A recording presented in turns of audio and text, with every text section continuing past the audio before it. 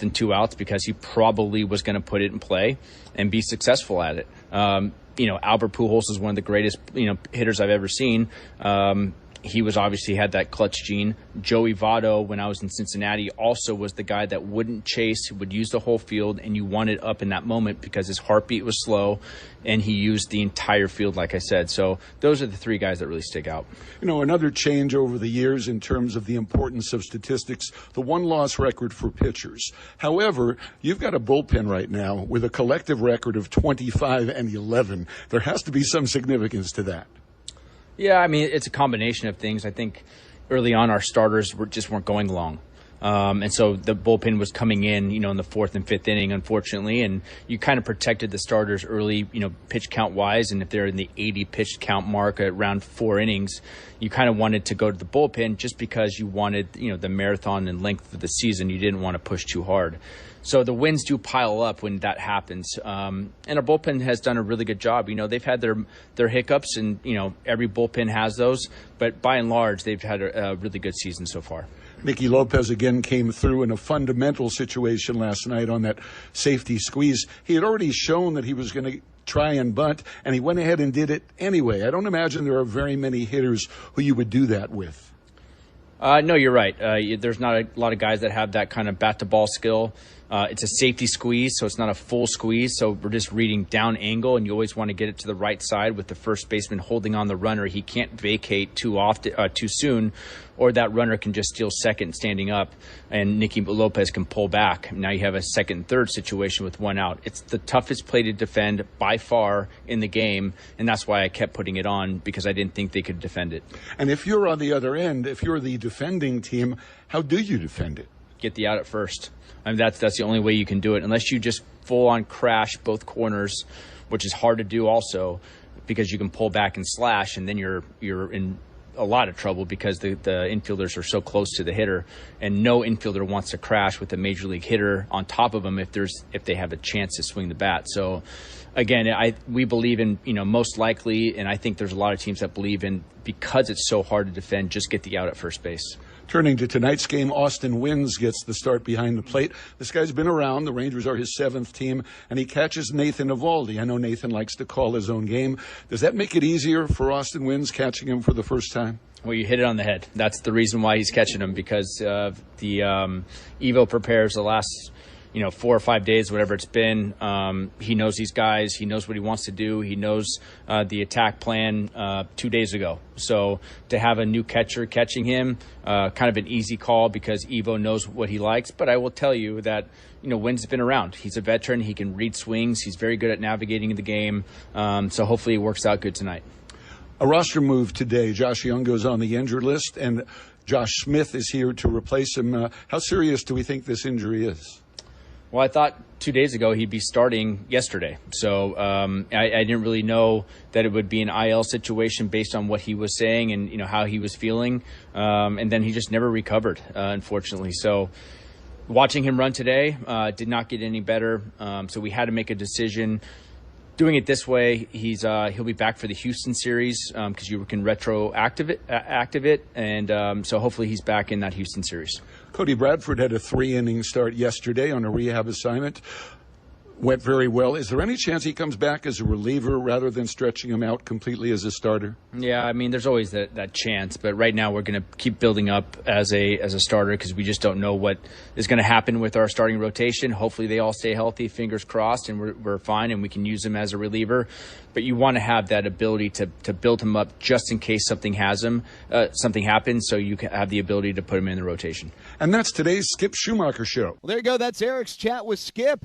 We're moments away from first pitch of the Rangers and the Mariners. First, we'll have the lineups. Then we'll have some big-time AL West baseball. The Rangers a game and a half up on the Mariners for the top spot in the AL West after winning the opener of this 4-game set. Game 2, Brian Wu and Nathan Eovaldi, the matchup coming your way momentarily. We got the Rangers and Mariners coming up next on the Trajan Wealth Rangers Radio Network.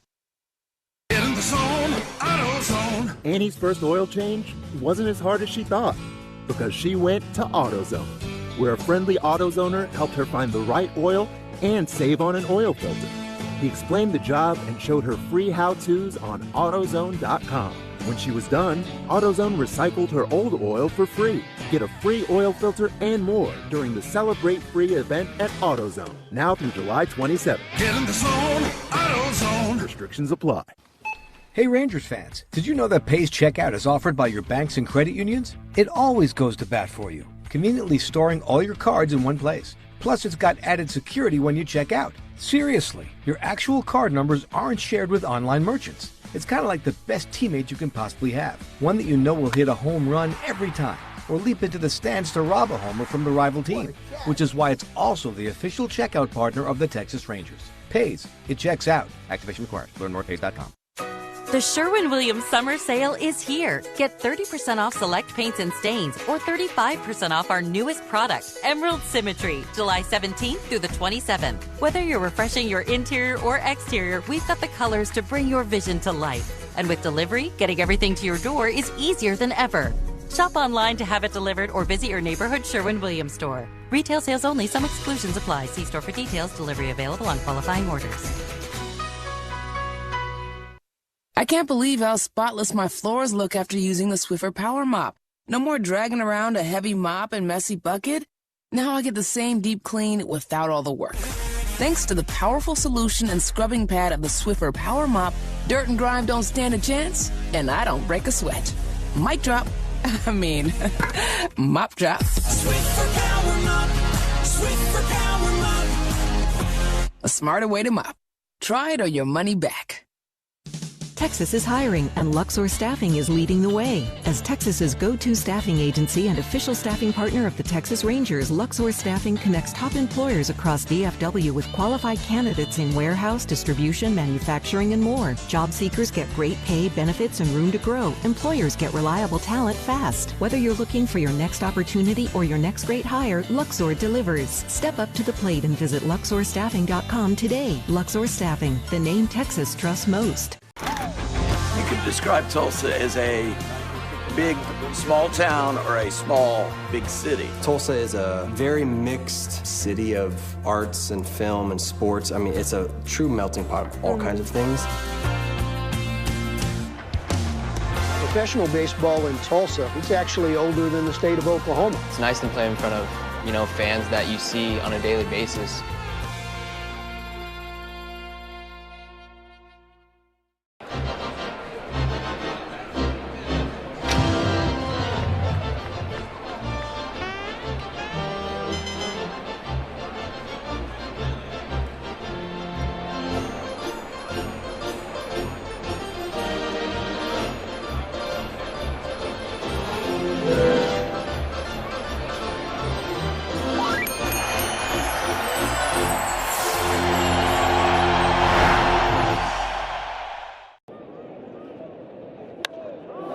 This ball is launched to right.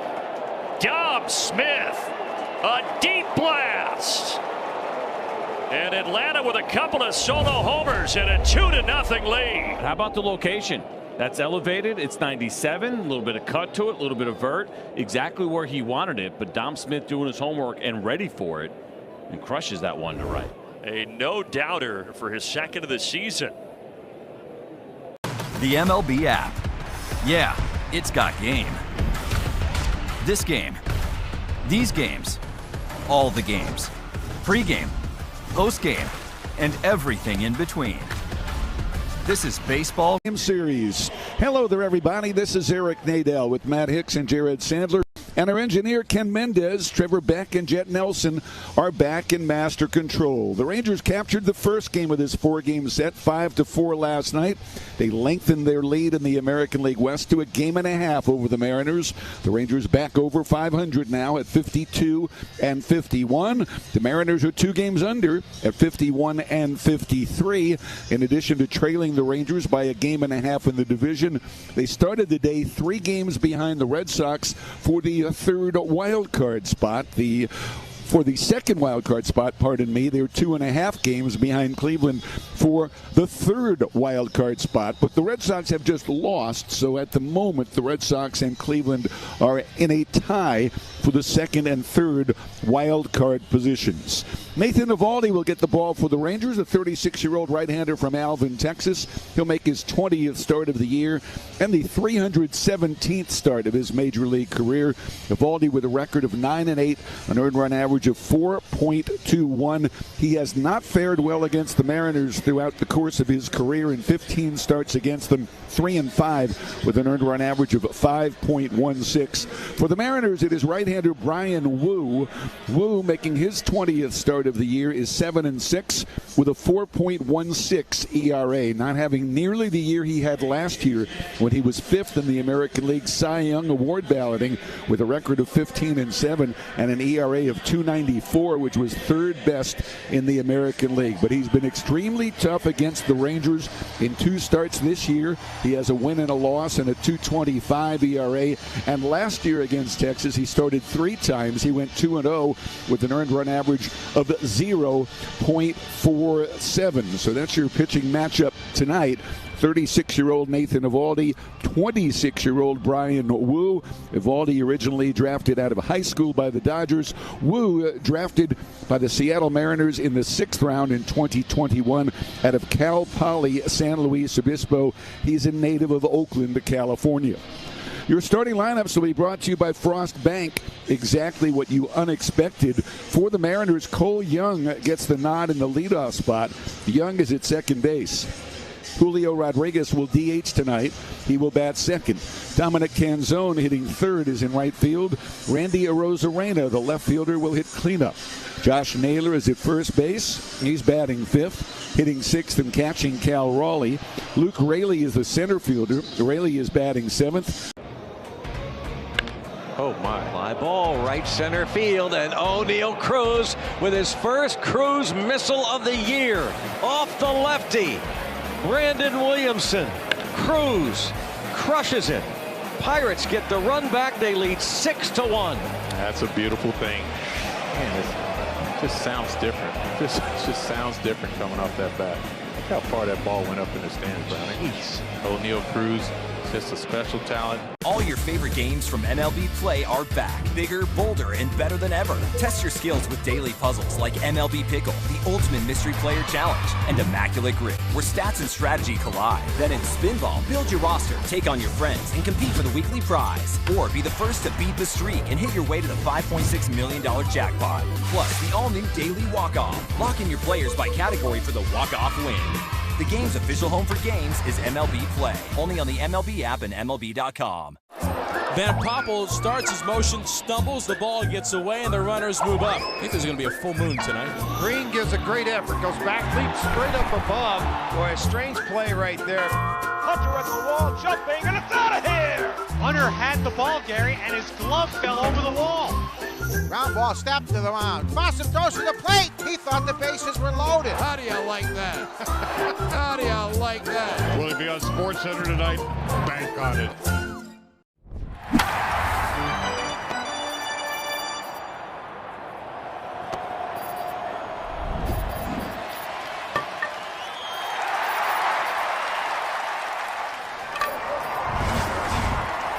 By the end of next week.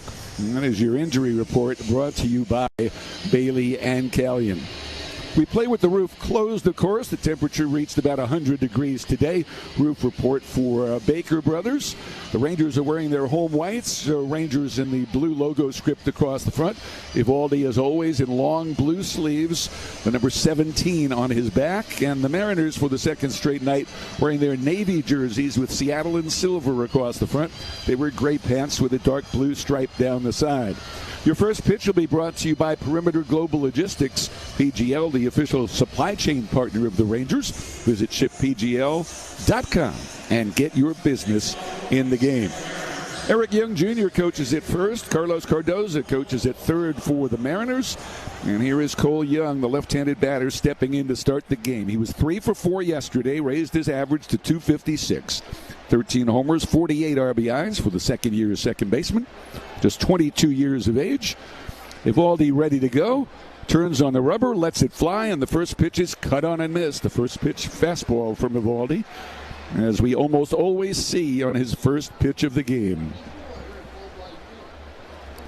Evaldi's had first inning problems, as most of the Rangers starting pitchers have. His first inning ERA at 6.16, and he's given up 8 home runs in 19 first innings. The 0-1 delivery, and Young hits a ground ball to second base. A skimmer out to Lopez on the outfield turf. He gobbles it up, flips onto first, and Young is retired to get the ball game started. That'll bring up Julio Rodriguez, who's DHing tonight. Julio hitting at .257, 15 homers and 43 RBIs. He went 1 for 5 yesterday. Made the final out of the ball game, grounding out to short against Jacob Latz, and batted as the tying run at the plate. Latz picking up his 20th save of the year last night. Evaldi back to work, lets it fly, and that pitch is looped in the air to right field. Coming in and toward the line is Nimmo. He's there. He's got it. And Julio is out on one pitch. There are 2 outs here in the top of the first. The game brought to you by Globe Life. For over 125 years, Globe Life has helped protect families when they need it most. Globe Life, make tomorrow better. That brings up Dominic Canzone, hitting .257, 15 homers, 42 RBIs. He was 1 for 4, had a 2-run double in yesterday's game that tied the game 3-3 in the middle innings. Randy Arozarena would be next. Here comes Evaldi, and the pitch is way outside. That was a curve that slipped and didn't curve at all. So Josh Smith at third base, Ezekiel Duran at short, Nicky Lopez at second, Jock Peterson at first, Austin Wynns catching. In the outfield, Langford in left, Carter in center, Nimmo in right. Here's the 1-0 delivery. And there's a pitch a little bit outside, and that's going to be challenged by Austin Wynns. How about that? Here in the first inning, the new catcher asks for a challenge, and the pitch was a strike. So a successful challenge by Austin Wynns. The home plate umpire tonight is Trip Gibson. Gibson in his 13th year from Mayfield, Kentucky. Nick Marley at first, Derek Thomas at second, the crew chief Marvin Hudson at third. The 1-1 delivery, and that's fouled off to the left, and the count is 1-2. We've got another big crowd here tonight. We had 33,000 plus last night. This crowd appears to be a little shy of that, in the neighborhood of 30,000 we would guess right now, but folks still streaming into the ballpark for this 6:15 start. Evaldi calls his own game, goes to the pitch comm device, now kicks and fires 1-2, and a curveball is low. It's 2 balls and 2 strikes on Canzone. Just underway here. Cole Young has grounded out. Julio Rodriguez has flied out. There's a Mariners team that's 13th in the league in runs scored, averaging 4 per game.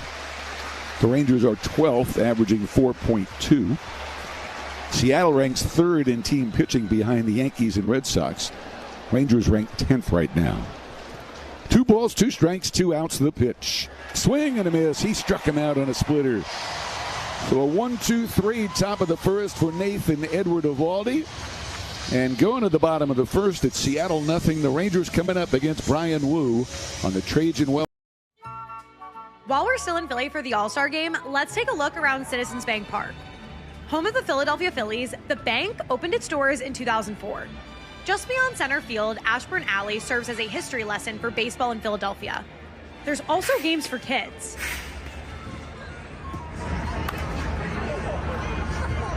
And tons of great restaurants. You can come to Philly and not have a Philly cheesesteak, or try a Sanchez slider, the Schwarbomb sundae, and come on, Bull's barbecue. I mean, delicious. And once you've got your hands on some grub, quickly find your seat. You don't want to miss a thing. Up the middle, and the American League cashes in. Oh, God. Wow, that ball is absolutely destroyed by Miguel Vargas. And the American League has pitched the first shutout in the All-Star Game in 13 years. It's been a treat, Philly. See you next time.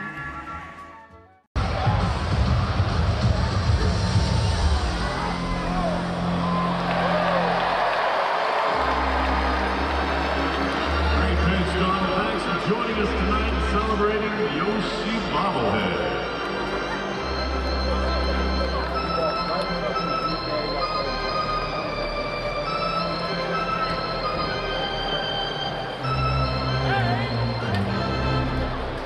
It's time now to start.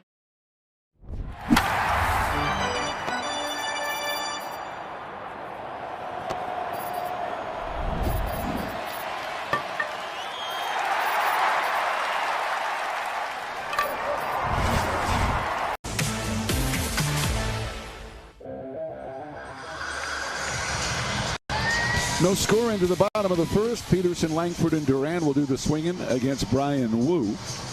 Wu has had problems on the road this year, a 6.28 road ERA, and a record of 1-6 away from T-Mobile Park. He's unbeaten at home. He is 6-0 at home. See if the Rangers can take advantage of that.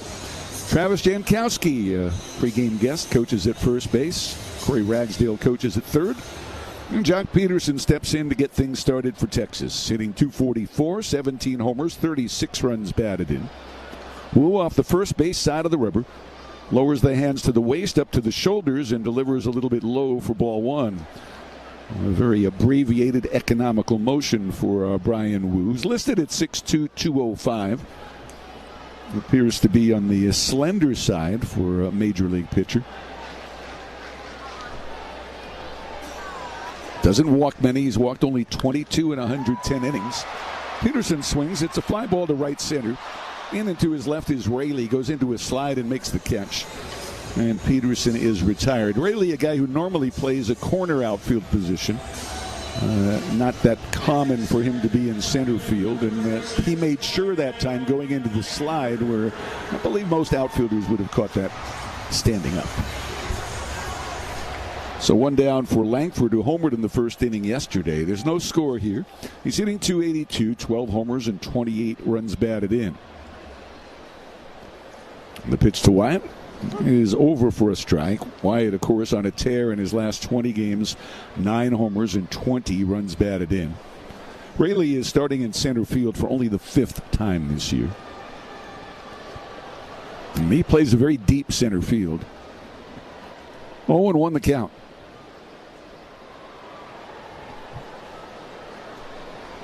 Wu, more of a fly ball pitcher than a ground ball pitcher. He deals 0-1, and there's a foul at the plate. He likes his fastball. 66% of his pitches this year have either been four-seamers or two-seamers. Fastball averages 96 miles an hour. He also has a slider, a sweeper, and a change of pace. 0-2 the count here on Wyatt Langford with Duran to follow. Wu to the plate. And he missed down low that time with the sweeper. It's a ball and 2 strikes. Tomorrow's game and Monday's game will both start at 1:35. There are good tickets left for both games. Pick them up at Rangers.com. Tomorrow, Jacob deGrom against Logan Gilbert. The battle of the two Stetson X's. 1-2 pitch, line drive, left field, base hit. Headed for the corner on 3 hops, and Langford will stroll into second base with a 1-out double. He stays hot. He's now 10 for 29 since the All-Star break. It's about a .345 average, and he gives the Rangers a runner in scoring position with 1 out here in a scoreless first inning. A belt-high fastball on the inside corner. We all know how well Wyatt gets around on those inside pitches. And give him now, he's reached base safely in 11 of the 12 games since he's come back from the injured list. He has made a big difference, and here's Zeke. Hitting .267, 10 homers, 51 runs batted in. Here's the pitch, and there's a little pop fly to short right center field. Coming on hard can zone, and Raley dives, can't get it, and it bounces past him all the way to the warning track. In to score is Langford. Duran is racing for third. He'll stand there with a triple, and the Rangers have a 1-0 first inning lead. I think a legitimate center fielder might have caught that ball.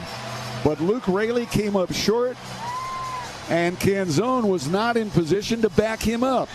So Duran with his 52nd RBI, and it's 1-0 Texas. And not only did the ball get by Canzone, but then Canzone had difficulty picking it up along the warning track, which kind of gave the Rangers maybe the opportunity of Duran trying to score, but he ends up staying pat at third. It's his 3rd triple of the year, the 17th for the club. Nimmo is the leader with 4. The infield is in for Nimmo, the left-handed batter. And here's the pitch. And it's a strike. So Skip Schumacher stacked the lineup with lefties, but the two right-handed hitters both come up with extra base hits here in the first inning.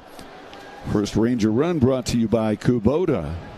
For the second straight day, the Rangers have scored in the first inning. Rangers do well when they score first. Here's the 0-1, and that's a fastball in for a strike. And it is 0-2. Twice yesterday, the Mariners came back and tied the game in their first opportunity after the Rangers had taken the lead. See if Eovaldi will be able to put down a shutdown inning. Here's the 0-2, and Nimmo takes low for a ball. Gore was unable to execute the shutdown inning on his two occasions yesterday. But when the Rangers score first, they are 40-12 on the year. Almost an 80% winning rate. 1 ball, 2 strikes on Nimmo, hitting .271. The pitch fouled at the plate. Brandon, 10 homers, 39 runs batted in. He's third in the league in doubles with 23. Ceddanne Rafaela of the Red Sox is the doubles leader with 25 in the American League. Nimmo with 39 runs batted in. Duran now with 52 is second on the club to Berger with 64. Berger not in the starting lineup today with all the lefties in there. Here's the 1-2. Nimmo takes low and inside, 2-2. Not only did Skip Schumacher want to get all of the lefties in against Wu, as lefties are hitting 50 points higher than righties against him, but Berger is 0 for 11 in his career against Wu. 2 balls, 2 strikes to Nimmo. Carter's on deck. 1-0 Rangers in the first. And here's the pitch way outside. So Nimmo, who fell behind in the count, has worked it full at 3-2. Corey Ragsdale walks over, has a word for Duran, the runner at third.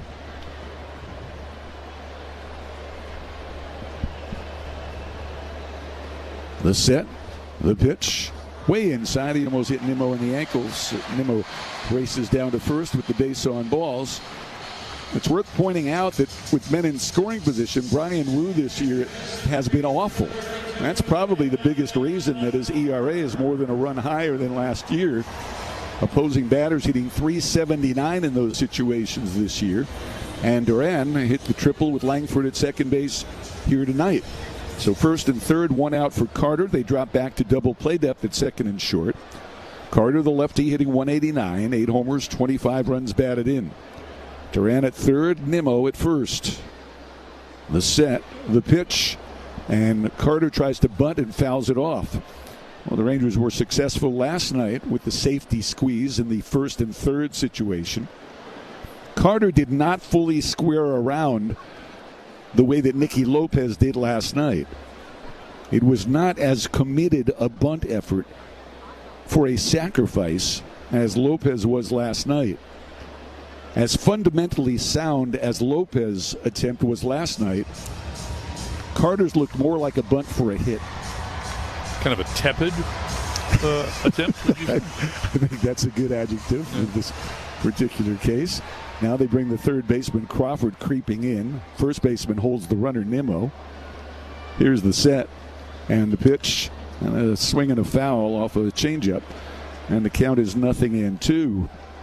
They're talking to Skip Schumacher about the safety squeeze, and had a chance to talk as well to Perry Hill, the master of defense for the Mariners, about how you defend that play. You've got to charge the first baseman, but if you do, it gives the runner at first base a great chance to steal second.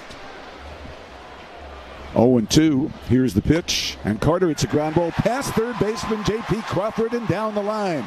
Duran scores. Nimmo racing for third. He'll stop there. It's an opposite field double for Carter. And a 2-0 Ranger lead.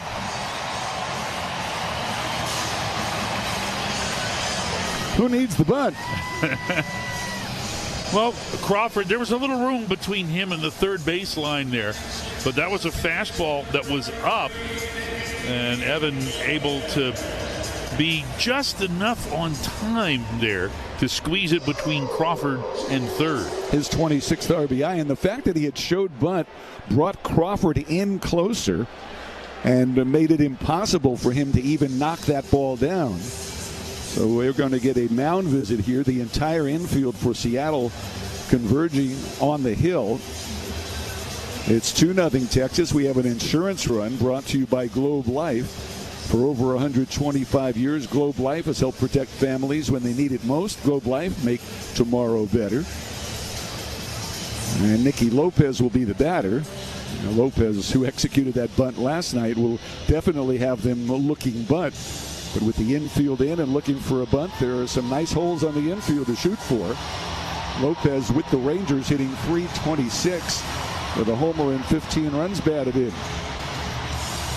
He had that sacrifice bunt for the RBI yesterday and a single. Nimmo at third, Carter at second. 2-0 Rangers in the first with one out. Osuna on deck, another lefty.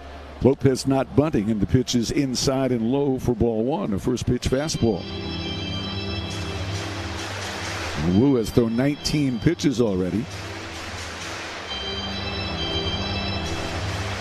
Nimmo at third, Carter at second, so good speed aboard. Wu set at the belt. Pushes off, comes home. And there's a swing and a miss by Lopez. 1 ball and 1 strike. Lopez has had just 1 at bat in his career against Wu. He's 0 for 1. Duran now is 4 for 7 off him. Langford's 3 for 12 off him. Carter 3 for 11. 1 ball, 1 strike, 1 out. The pitch. Lopez hits a ground ball towards short. It is fielded there by Emerson. Throws to first for the out, but Nimmo is home, and the Rangers lead 3-0. As Lopez hit that ball right through the box. Wu couldn't get his glove down in time, or he could have prevented a run from scoring. It was a nice play by Colt Emerson to come up with that ball in front of second base. But Lopez with an RBI ground out gives the Rangers a 3-0 first inning lead. I think that went right through the wickets as far as Wu was concerned, with his back turned to the batter. Ball almost hit him in the leg, but Emerson took what he could get there, and that was the sure out at first. Advancing to third on the play was Carter, and here's Osuna with 2 outs and a runner at third. Alejandro hitting .263, a homer, 21 runs batted in. And the pitch, it's outside ball 1. Osuna DHing for the first time this year. He is the 8th different player to be a starting designated hitter for the Rangers this year. That's the position at which the Rangers have used the most different players. 1-0, and the pitch. Osuna fouls it back. And it's 1 ball and 1 strike. 3 extra base hits here in the first inning for the Rangers. Langford a double, Duran an RBI triple, and after a Nimmo walk, Carter an RBI double. Now Lopez the RBI ground out. It's 1-1 to Osuna. Josh Smith would be next. Here comes the pitch. Osuna swings and misses, and the count is 1-2. DeGrom against Gilbert tomorrow at 1:35. Then Monday in the finale, Kumar Rocker against George Kirby at 1:35. Then the Mariners go to L.A. to play the Dodgers. Rangers go to Tampa to play the Rays. 1-2 the count. And here's the pitch. Inside and low. That almost got a piece of Osuna's foot. Nice stop by Raleigh, and the count at 2-2. And Wu is up to 25 pitches here in the first inning. Warwick's in long blue sleeves. Mariners wear that teal cap with the dark blue brim and a silver S on the front. The 2-2 delivery. There's a drive hit to center field. Raley moving back on this one, and he makes the catch to end the inning, but not before the Rangers score 3 runs on 3 hits. They leave 1, and after 1 inning, it's the Rangers 3 and the Mariners 0 on the Trajan Wealth Rangers Radio Network. We know the MLB app. Yeah, it's got game. This game, these games, all the games. Pre-game, post-game, and everything in between. This is baseball your way, with real-time stats, scores, breaking news, and custom content that hits every time. Because you choose the teams and pick the players you want to follow. So when they catch it on the field, you catch it on the app. Priority called on Lofton, and it drops. Whoa. He does not lack energy. Rain earlier today. Grass still a little wet. First big league strikeout for Roldy Munoz, and you can put an exclamation point on it. That's a weird one. Fenway special. After review, the call of the field is a home run. The ball hit the foul pole. Trevor Story, home run. Talk to me. This is called a Crawford dog. Hamburger bun. Yes. 2 split top Angus beef hot dogs griddled on the skillet, on the plancha. Amazing. And then we do a bacon onion jam with Crawford Bach beer. Pick it up like a burger. Pick it up like a burger and you just go in, man.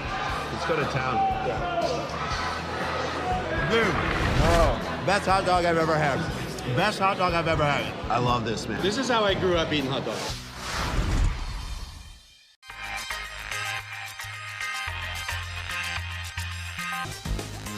To see all this excitement around what I love to do growing up, it's crazy. What's your favorite thing about this whole event so far?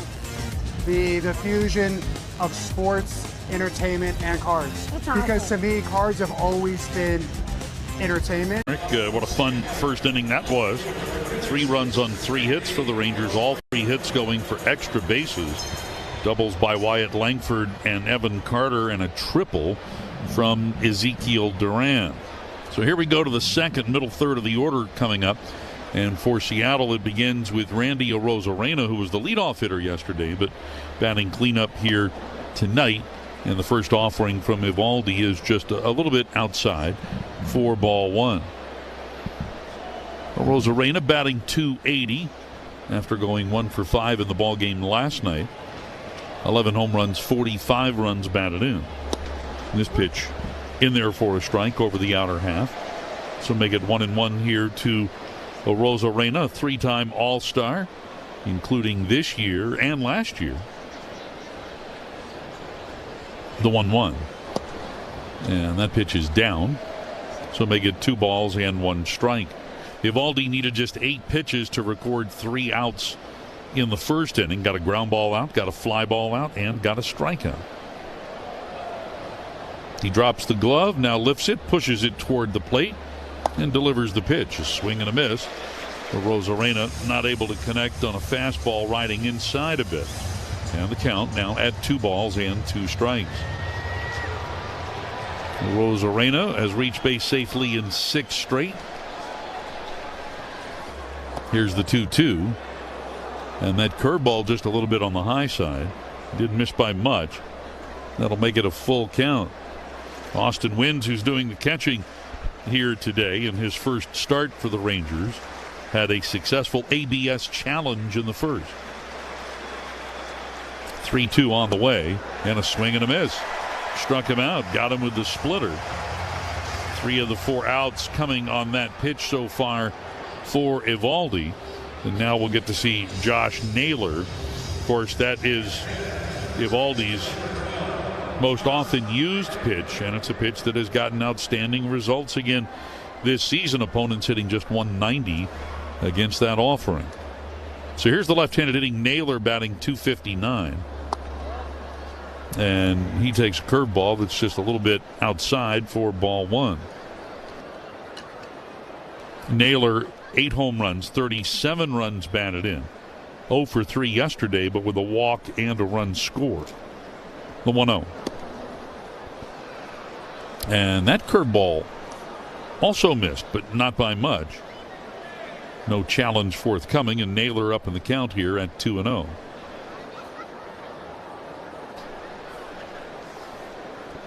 Eovaldi on the PitchCom device sends the pitch selection in. Here's the 2-0. And that splitter taken for a strike. So make it 2-1. Naylor just 1 for 14 lifetime against Eovaldi, having struck out 4 times. Here comes the 2-1. And that one maybe just a tad bit inside. He's not missing by much here. Eovaldi has fallen behind in the count at 3-1. Eovaldi taking some time to get repositioned here on the rubber. Now starts his motion. And here's the 3-1. And that's high and outside, ball 4. He missed with a cutter. So Naylor becomes the first base runner here for Seattle. And that will bring Cal Raleigh to the plate. Rangers with an early 3-0 lead. Switch hitting Cal Raleigh will stand in here on the left side. Raleigh hitting just .165, batting 6th in the order today. Yesterday he hit cleanup and went 1 for 4. And here we're going to get a challenge on this first pitch to Raleigh, called a ball. And that pitch is a strike. It just did catch the bottom of the zone on the inside corner, so Austin wins in less than 2 innings, is 2 for 2. He could have challenged 1 or 2 others. Nick Marley has a really tight zone right now. He could have challenged a couple of pitches to Rosarena for sure, and even a Naylor. Yep. Here's the 0-1. And that pitch, a cutter, just a little bit inside. So 1-1 the count here to Cal Raleigh. Make it Trip Gibson, pardon me, not Nick Marley behind the plate. Yep, Mr. Gibson calling the balls and strikes here tonight. Boy, Naylor dancing around, and now he's hung up between first and second. Eovaldi walking at him. Now he'll toss it to Duran. Duran now to Peterson, and Jock Peterson tags him out. Naylor not the fastest of runners, but he does run the bases well. But here, he just got too big a secondary lead and then decided to take off. And Eovaldi just stepped off and starts the rundown. And Naylor is a very high percentage base stealer, 21 out of 25 coming into the game, but he got a little greedy there. So that pickoff caught stealing goes 1-6-3 for the second out of the inning. The count to Raleigh holds here at 1-1. The pitch foul tipped into the mitt of Wins, and the count now at 1 ball and 2 strikes. So the base is clear, 2 men out. 1-2 here to Raleigh. Here comes the pitch. Swing and a miss. He struck him out. Got him with a fastball near the top of the zone. So Raleigh out on strikes. And Eovaldi out. The hit run is on. And it's going to be an unassisted triple play. How do you go from a triple play to a 2-way star through a bracelet and the babe? Find out on Hall of Fame Connections.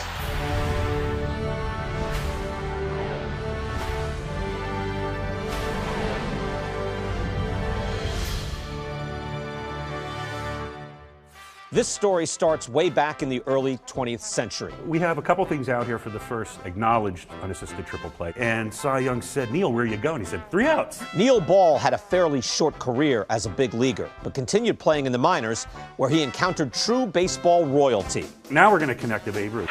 He dominated the game like no one else had before, both across the country and around the world. I'm holding Babe Ruth's back. During a 1934 baseball barnstorming tour of Japan, Ruth faced 17-year-old pitcher Eiji Sawamura.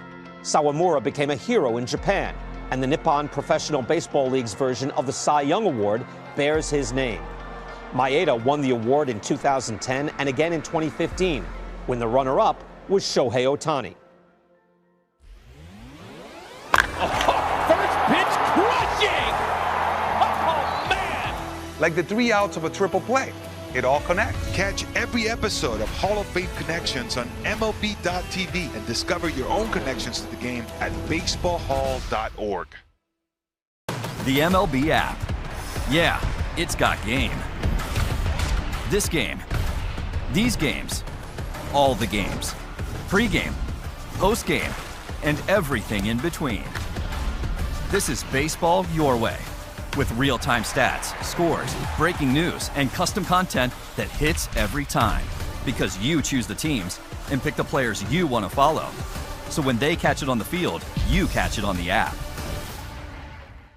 Puedes ser el dueño de grandes momentos del béisbol. MLB Auction te permite participar en la subasta de bates, bolas y jerseys autografiados, con artículos de tus equipos de grandes ligas favoritos, leyendas y jugadores. Visita auctions.mlb.com. With a left calf strain. So Smitty back to the fold. Left-handed hitter batting .230 this season with the Rangers, with a homer and 8 runs batted in. First pitch from Wu, and that's hit sharply but foul, almost catching Nick Marley, the first base umpire, in foul territory. He gets out of the way, and it's strike one. Josh last played with the Rangers on July the 8th here at home against the Angels. That right at the end of a short stint with the club, just about a week. Here's a bouncing ball over first. Fair ball handled by Naylor. He'll flip to Wu covering, and Smith is retired. One gone here in the bottom half of the second, and that will bring up Austin Wynns. Hey, be sure to shop the Sherwin-Williams summer sale and get 30% off select paints and stains now through this coming Monday, July 27th. Retail sales only. Some exclusions apply. See store for details. All right, here's Wynns. Wynns, who saw his first action with the Rangers 4 days ago. Right-handed hitter. And he swings and hits one. A one-hopper hit softly to Emerson at short. He drops the ball, reaches back, picks it up. Picked in the dirt by Naylor, who holds the bag in time to get the out. Well, fortunately for Colt Emerson, Austin Wynns runs like a catcher. Well, Emerson fielded that cleanly, but then when he was making the transfer, the ball popped out. Not only that, but he touched it a couple of times with his bare hand before he dropped to the ground. There was all kinds of time there. And just a terrific athletic play by Naylor at first to maintain the bag while falling and picking that throw out of the dirt. Yeah, that was a tough in-between hop. And Wynns was running hard, just not very fast.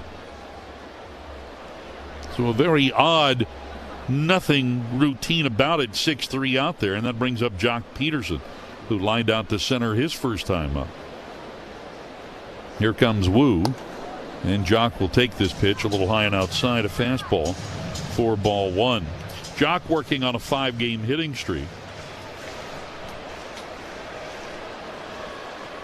And getting his 44th starting assignment as the Rangers' leadoff hitter here tonight. Swing and a miss. He chased a slider that was down, and that'll make it 1-1 strike. Peterson's numbers as the leadoff hitter continue to be very impressive. A .280 batting average, a .356 on base percentage, and an OPS from the leadoff spot of .977 as he checks his swing on this curve that comes in low.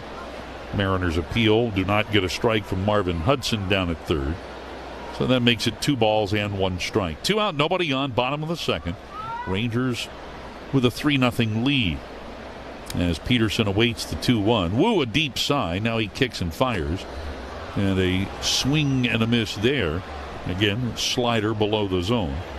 So 2-2 to count to Jock Peterson. Infield playing him to pull. Rayleigh out in center, shaded a few steps the other way as Wu delivers. And here's a bouncing ball right side, beyond the reach of Young and out into right field. So a base knock for Jock Peterson. Career hit number 1001. And he's on board here for Wyatt Langford. Langford a double into the left field corner his first time up. So Wyatt now, since coming back off the injured list, 14 for 45 with 2 doubles and 4 home runs and 10 runs scored. Wu kicks and throws, and here's a bouncing ball over third, but he fouled it off of his foot. So it's a foul ball, and Wyatt really stung by that. Taking a walk around the plate and using the bat as a cane. Well, he really punished that left foot with that foul ball. You know, this happened to him last night, and on the very next pitch, he homered. That home run coming in the bottom of the first inning. Wyatt a 1-for-4 effort last night. That home run, his 12th of the year, the 50th of his big league career. There goes Peterson. Here's the pitch. It's in there for a strike. Throw to second. Nowhere near in time. Well, Jock did what Naylor couldn't earlier in the inning. Jock got a little bit of a start and then broke for second just as Wu was starting his motion to home plate. his second stolen base of the year, and a very well-timed break. The count to Langford, though, at no balls and 2 strikes. The pitch was a strike, but Peterson now in scoring position. Langford batting .302 with men in scoring position this season. Rangers looking to add to this 3-0 advantage. Wu into the glove. A little glance back to second, and now the 0-2 pitch. He misses low and outside with a slider. And that'll make it 1 ball and 2 strikes. On deck, Ezekiel Duran. The Peterson single, the first single for the Rangers among their 4 hits so far against Wu. It's 1 ball, 2 strikes the count. The right-hander deals. And here's another foul, again off that same foot. The ball rolls out to Peterson between second and third. And Wyatt gets up, and he is really hobbling. Head athletic trainer Matt Lucero out to have a look. Skip Schumacher also out of the first base dugout. There's only so much beating a foot can take. And Langford pounding his fist into the ground in frustration and obvious pain. This gives us time to check in on our Aces update, brought to you by Choctaw Casinos and Resorts, where the players play. And for that, we go to Boston. Red Sox have won 16 of their last 17, but not today. The Blue Jays shut them out 6-0 behind the pitching of Dylan Cease, who allowed just 1 hit while walking 3 and striking out 12 over a complete game victory to improve to 7-5. The only hit, a leadoff double by Andrew Monasterio for Boston in the bottom half of the 6th inning.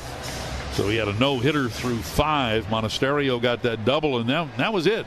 The only hit that Boston got. Again, the Blue Jays 6-0 winners over the Red Sox. The 1-2, ripped foul, look out. Corey Ragsdale, the third base coach, just getting out of the way. And the count that Wyatt Langford holds here at 1-2. And not surprisingly, Wu came in with a sinker bearing in on the lower leg of Wyatt Langford. Almost always you see that. He'll try again here at 1-2. The pitch.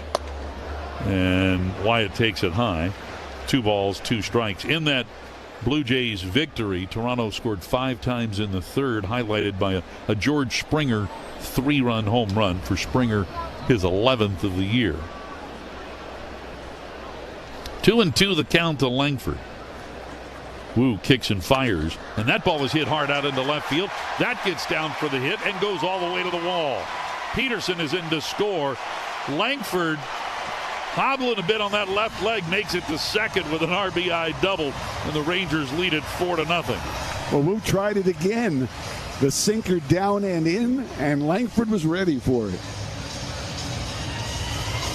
So a pair of doubles, and now his 29th run batted in of the season. And for Wyatt Langford now, 21 runs batted in his last 21 games. So he stands at second for Ezekiel Duran, who tripled between Raley and Canzone to drive in a run in the first. The pitch gets fouled back here. Strike 1. And Duran hit a first pitch sweeper in the first inning, a pitch that was over the inner half of the strike zone. Wu's sweeper has been a very good pitch this year. Opponents hitting only 200 against that offering, an offering he throws more often to right-handed batters. Here, a line drive foul out of play along the left field line. And the count to Zeke now at no balls and 2 strikes. So a 3-run first, another tally here in the second. And Wu had retired the first 2 batters of the inning. 0-2 the count. The right-hander kicks and fires. And this ball was hit back up the middle beyond the reach of Emerson into left center. Langford around third. He's in to score. RBI single for Ezekiel Duran. It's 5-0 Texas. Nice 2-out rally here. And once again, Brian Wu on the road having all kinds of trouble. For Zeke, that is his second run batted in here tonight, his 53rd of the season. If you didn't hear earlier, the difference in ERA for Wu, home and road, is about 4 runs. His ERA at T-Mobile Park at 2.20 for the year, but on the road an earned run average of around 6.3, and that is certainly a shot up after what the Rangers have done so far here in the first 2 frames. A mound conference.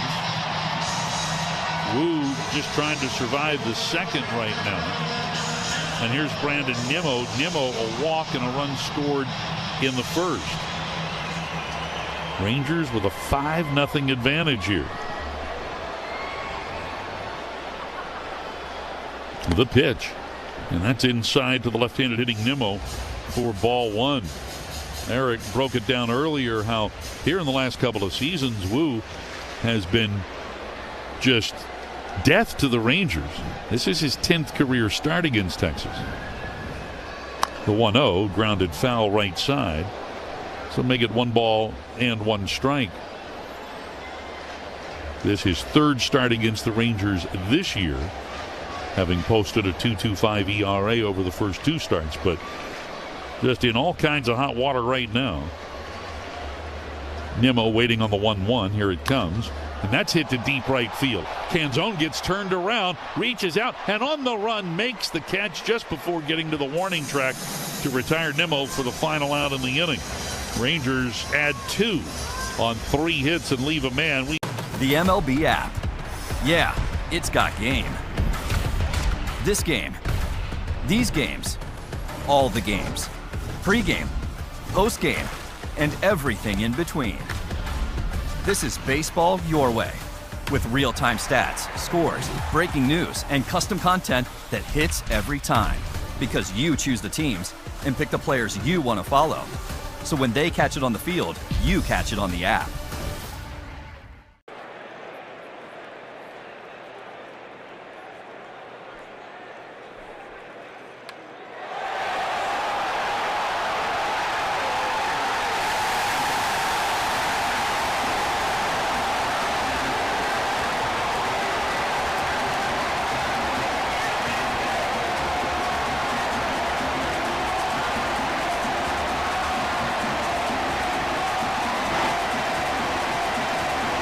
We're talking about power. We're talking about bling. This is the stuff that puts people in the seats. Ruth's adoring fans pitched in to gift a crown fit for the home run king. How come the fans didn't, put something together for me? They gave you a nice round of applause. It's a good job, Carlos. That man is 42 years old. I'm only 22. Until that man stay on that mound, nobody gonna take me out of this game. Okay, let me see what I can do about it.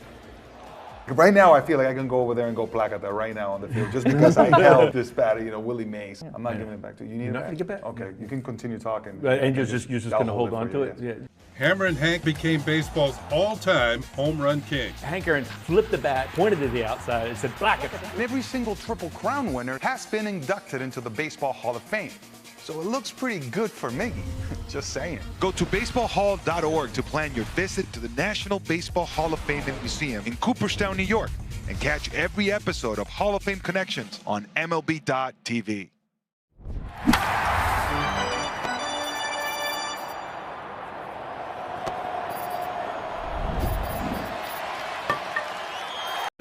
But Naylor got himself hung up in a rundown, leaving first too soon.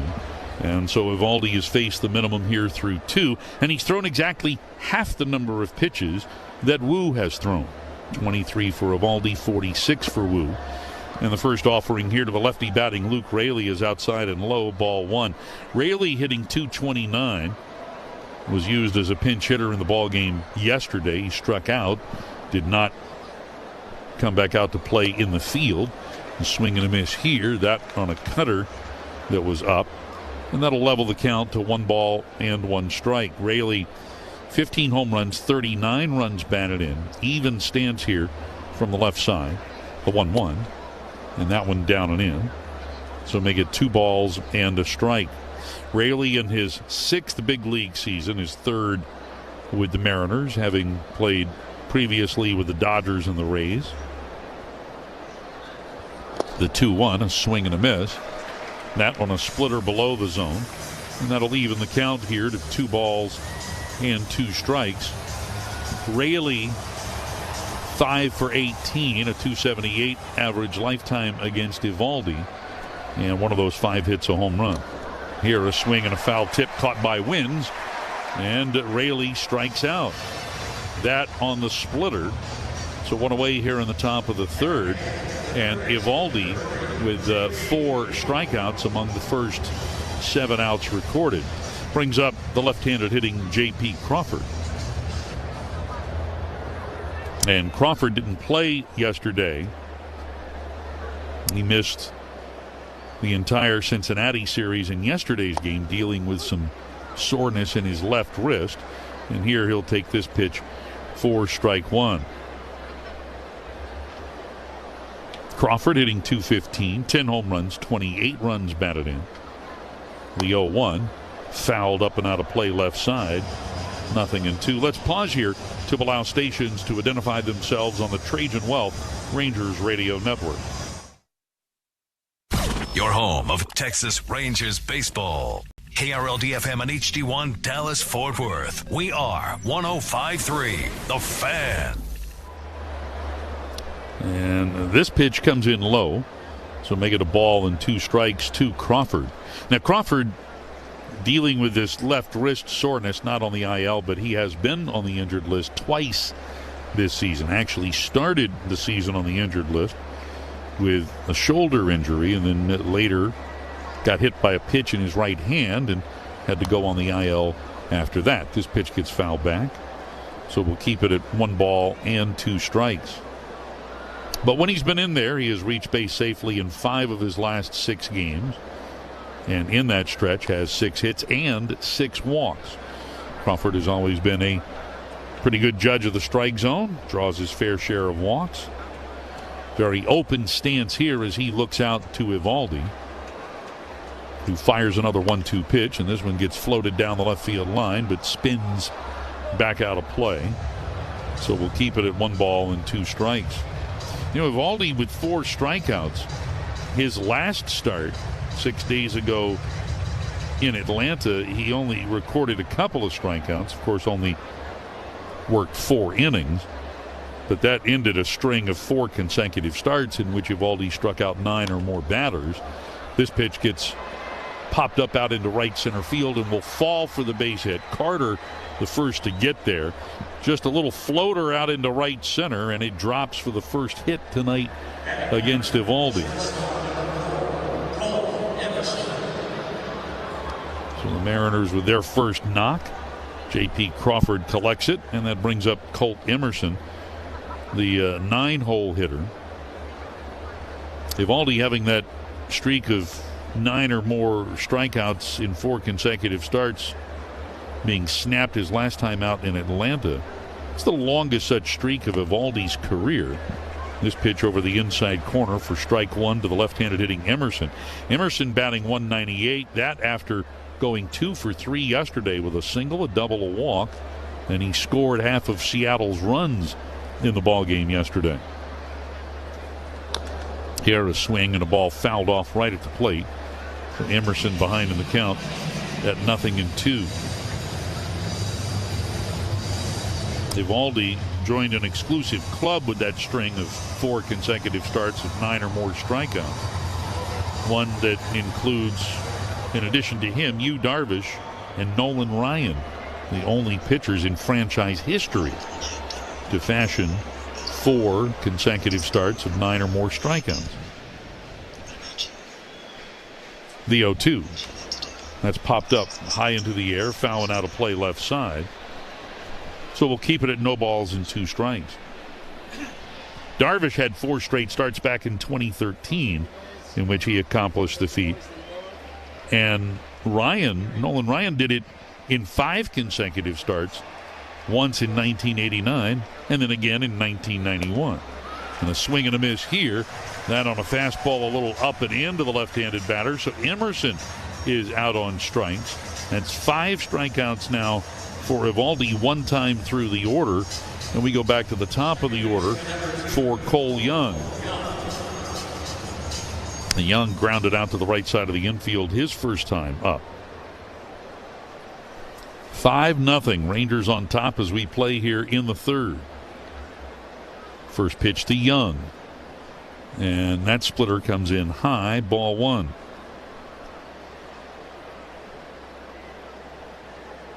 Crawford at first, 2 men out. Eovaldi, quick check of the runner at first, and now the pitch, and that one is lined into right. Nimmo is there, and he'll catch it. Just a scalding line drive coming right at Brandon. He had to come in a couple of steps to make the play, but Young is retired. Oh, Crochet goes down awkwardly on the mound. He caught the ball in the hat. So whose ball is it? It's a good question. I'm going to have to ask that lady from Philly. Meanwhile, out in the Cove, this guy just sort of check and see what the score is. It's on Rizzo jersey trying to make the playoffs. Could it be? Oh, Rizzo he had it. He literally hit it right to him. Wow, that's why I'm retired, is what he just said. Shot into the plate. Out of the plate. Pop quiz. How do you go from Captain Clutch to the Iron Horse through a milestone and a marathon? The answer is on Hall of Fame Connections.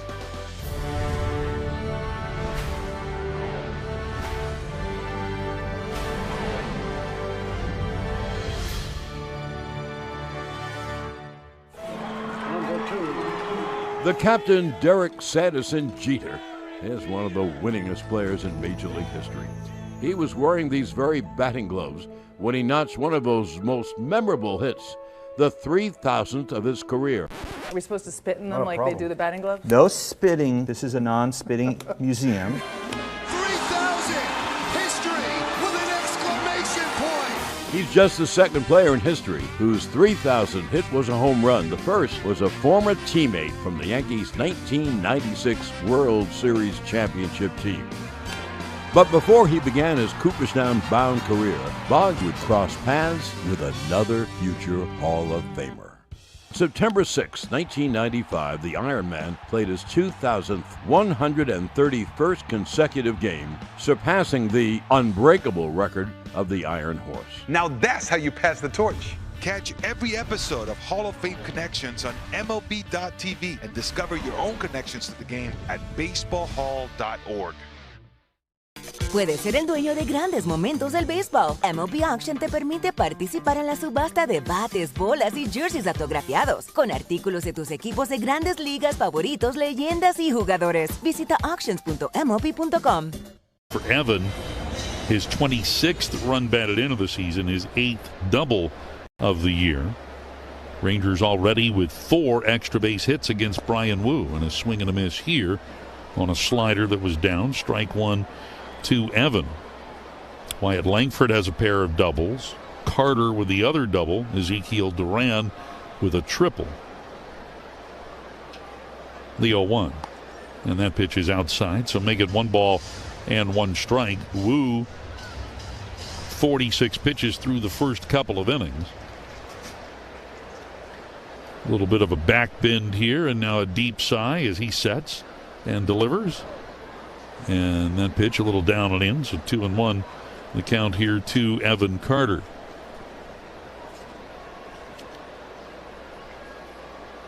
Carter 0 for 3 in the series opener yesterday, but walked and scored.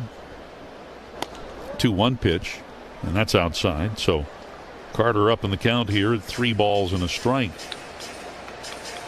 His double in the first came on an 0-2 pitch. Rangers here recently have done really well with 2 strikes in the count and with 2 outs. This pitch is away, ball 4. So Evan draws the leadoff walk. And that is the second walk issued by Wu. He also walked Nimmo back in the first inning. And it brings up Nicky Lopez. Lopez drove in a run with a ground ball out up the middle in the first inning. Rangers baseball brought to you by Whataburger. Try Whataburger's new hot honey crisp Whata chicken sandwich for a limited time. And a big swing and a miss here by Lopez for strike 1. Well, since the All-Star break, Nicky Lopez 7 for 22 at the plate. with 4 runs batted in. Creeping in down the line from third is Crawford, well in on the turf here, as this pitch is low and away. And the count 1 ball and 1 strike. Nicky, of course, handles the bat very well. A safety squeeze yesterday to drive in a run. He is the Rangers' leader in sacrifice bunts with 7. A long hold by Wu, and now the pitch. And Lopez fouls it off. That rolls over to Osuna in the on-deck circle. So make it a ball and 2 strikes here to Lopez. And Lopez, one of the Rangers' better 2-strike hitters, a batting average of .243 with 2 strikes in the count, where the league average is .168. The 1-2 pitch. This is chopped foul. I think that got a piece of Lopez. Spins between Osuna and what would be directly behind the plate, so we keep it at a ball and 2 strikes here. Lopez doesn't crowd the plate, and he's not back in the box. He has a wide stance. His front foot closer to the front line than his back foot is to the back line, as he pops this one up foul into the lower suites on the third base side. So Lopez hanging in there. You know, little guys like him who don't hit for a lot of power usually don't have a wide apart stance like that. This is more reminiscent of a Jeff Bagwell, Jose Canseco type guy. Yeah. The 1-2, that's poked on the ground left side. Emerson far to his right, backhands, and then on the run throws to first, and it's not in time. Lopez able to leg it out. They're playing him to pull in the infield, so Emerson, the shortstop, up the middle, had to go far to his right to get to a ball that essentially stayed on the earth there. It rolled, and that gave Lopez enough time to beat it out. Nice play by Colt Emerson to get to it and throw a strike to first base, and he would have gotten most hitters, but not Nicky Lopez. So Lopez with yet another knock.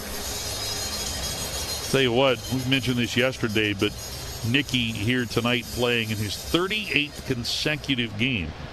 And in that stretch, he's hitting .333. So first 2 men on here. And that brings up Osuna, who shows bunt. The pitch. He'll pull the bat back and take that slider for a strike. And again, with runners at first and second, Crawford, the third baseman, can't come in very far. And Carter, the runner at second, great speed. Osuna again showing bunt. Here comes Naylor down the line from first, and Alejandro offers at it and just deflects it foul, a little off to the left. And so he's behind in the count here at 0-2.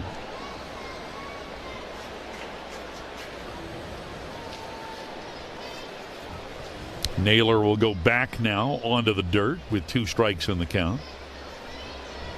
Now he'll come in. Young goes to cover first. Osuna showing bunt. Bunts it foul on the third base side and strikes out. So Osuna not able to move the runners there. First out in the inning. And that brings up Josh Smith. Smith, who upon his return to the big club, grounded out to first in the second inning. Runners at first and second, 1 out. Rangers up 5-0. First pitch to Smith, down and in, 4-1. Here recently with Round Rock, Smith 7 for 34 at the plate with 4 walks. The 1-0. Swing and a ball chopped foul off the plate. That'll level the count to 1 ball and 1 strike. Hey, coming up tomorrow, third game in this 4-game series with the Mariners. Remember, it's a 1:35 start. Specialty night tickets get you an Evan Carter Harry Potter themed bobblehead, and you can get those specialty night tickets by going to Rangers.com. Here's a ground ball foul of first, foul by only a foot or two, and the count to Smith at a ball and 2 strikes. We call them specialty night tickets, but tomorrow it's a specialty day ticket. Again, tomorrow's game getting underway at 1:35. Jacob deGrom on the mound for the Rangers tomorrow against Seattle right-hander Logan Gilbert. Wu kicks and throws, and a swing and a miss. Smitty swinging through a changeup there, and so he strikes out. So a nice job by Wu. Back-to-back strikeouts after the first two reach. They are the first two strikeouts tonight for Wu. And that brings up Austin Wynns. Wynns, who was out on a ground ball to the shortstop Emerson in the second inning. Even though Emerson bobbled it and dropped it, he recovered in time to make the play. First pitch to Wynns, and that sinker is in there for a strike. Now Wynns, who was with the Braves earlier, he signed a minor league deal with the Rangers back on June the 23rd. And here a swing and a miss on a fastball, and he's behind in the count at 0-2. You know, Wynns had a pretty good offensive year last year with both the Reds and the A's. He hit .291. Had 6 homers, had an .865 OPS, but those numbers have not translated here this year. Wynns batting just .074 and still looking for his first hit on the season with a runner in scoring position. Here comes the 0-2. Swing and a miss. He struck him out. Right back to the heat. So 3 consecutive strikeouts for Wu after a walk to Carter and a single by Lopez. The people are welcoming, they're loving, they're caring. So if you're looking for a familial feel, definitely Asheville. It's Asheville. That's all you got to say. Yeah. They're excited to be back and back on their feet, so it's been awesome to see the rebuild. Winning or losing, like everybody's there having a good time rooting us on, so I've always enjoyed that the whole year. You play here at the tourist park, and you feel like you're back in the old days playing real baseball. Nestled right into the mountains there. That's right on a cliff. All your favorite games from MLB Play are back, bigger, bolder, and better than ever. Test your skills with daily puzzles like MLB Pickle, the Ultimate Mystery Player Challenge, and Immaculate Grid, where stats and strategy collide. Then in Spinball, build your roster, take on your friends, and compete for the weekly prize. Or be the first to beat the streak and hit your way to the $5.6 million jackpot. Plus, the all-new Daily Walk-Off. Lock in your players by category for the walk-off win. The game's official home for games is MLB Play, only on the MLB app and MLB.com. In baseball, it's important to use your head, but it's not always helpful. It hit him in the head, and oh no, could be a home run. Well, Jose, you have company. And batter beware, the animal is loose. Can I see that jump again? It looked like Luke Cornett trying to block a 3. Now, there's top rail, and then there's yelling 4. He hits him right in the palm of the glove. It certainly grades an A for effort. David Peterson on to pitch. Jacob Marcy loses the bat. Oh, somebody's throwing a baseball up there from the Mets dugout to try and loosen it. Shot up the middle, that's where Hyer Lee is, and he drops the ball! Unbelievable. And how about a look at some heads-up defensive plays? Converging, it's Antonacci with the diving play. And what a rolling grab by Jorge Barrosa. It's by the pole, and Siri got it. He went up and got it. That, folks, is the magic of baseball. Royo on the spin, smother, got him. Fundy goes behind the back. How about that?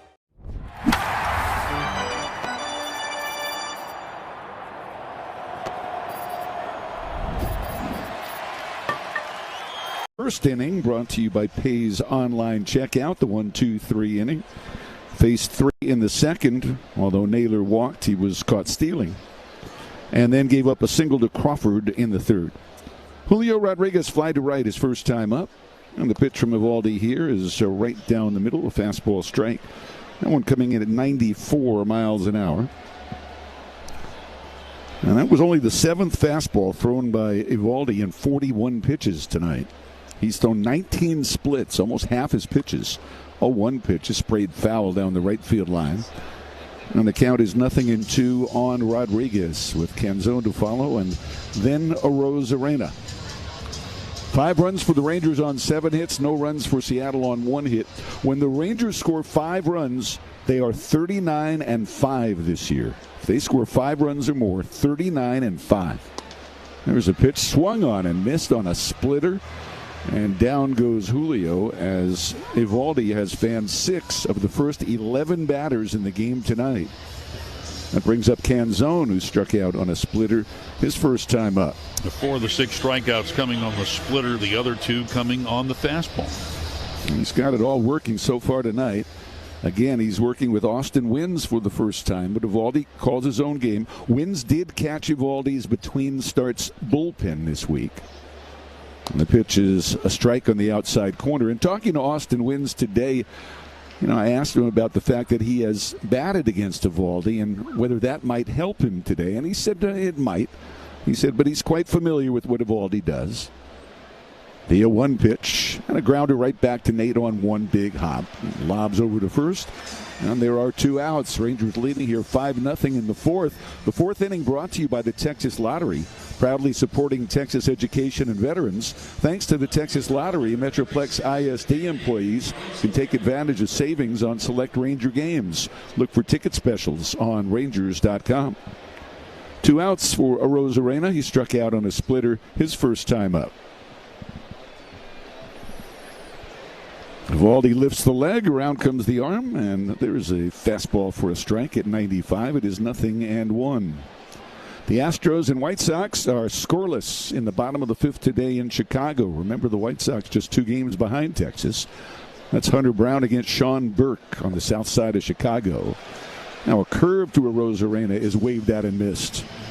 And the count is 0-2, and Eovaldi seems to have it all working tonight. But remember, in recent starts, when he starts to lose it, he has lost it quickly and in a very dramatic, severe way.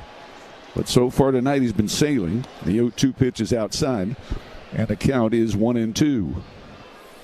This is the 20th start for Eovaldi. The Rangers have gone 11-8 in his 19 starts. That's the same record that they have in Jacob deGrom's 19 starts. deGrom, of course, will pitch tomorrow against Logan Gilbert. The count is 1-2. The pitch is on the way, and Rodriguez hits a ground ball foul past third base. The A's shut out Minnesota last night, and today the A's and Twins are scoreless in the bottom of the 4th inning at Target Field in Minneapolis. Baltimore leads Atlanta 1-0, top of the 5th. Atlanta beat the Orioles last night. Here's the 1-2 offering. There's a high fly ball to right center field. Angling back is Carter. He approaches the track and slows. He makes the catch. It's a 1-2-3 inning for Eovaldi, brought to you by Pays Online Checkout. That's an owl, in case you're wondering. That's one of the few fans who looks at Canseco and says, "Who?" What are they going to do? Expect him to pick up a baseball? Oh, poor baby. I did read it a year ago. Yes. Seiko absolutely loves animals. Durwood Merrill. Not away, Durwood. Leave a little opening at the top, guys. For the first 2 months of the season, San Diego's dynamic showman Fernando Tatis Jr. has experienced, well, let's just call it a power outage. One of the game's most electric players had gone 55 consecutive games and more than 200 at-bats without a home run. That all changed last Saturday against the Nats. In the top of the 5th, Tatis faked a bunt on the first pitch, but on the next pitch, he unleashed. Like, really unleashed, crushing the ball 451 feet.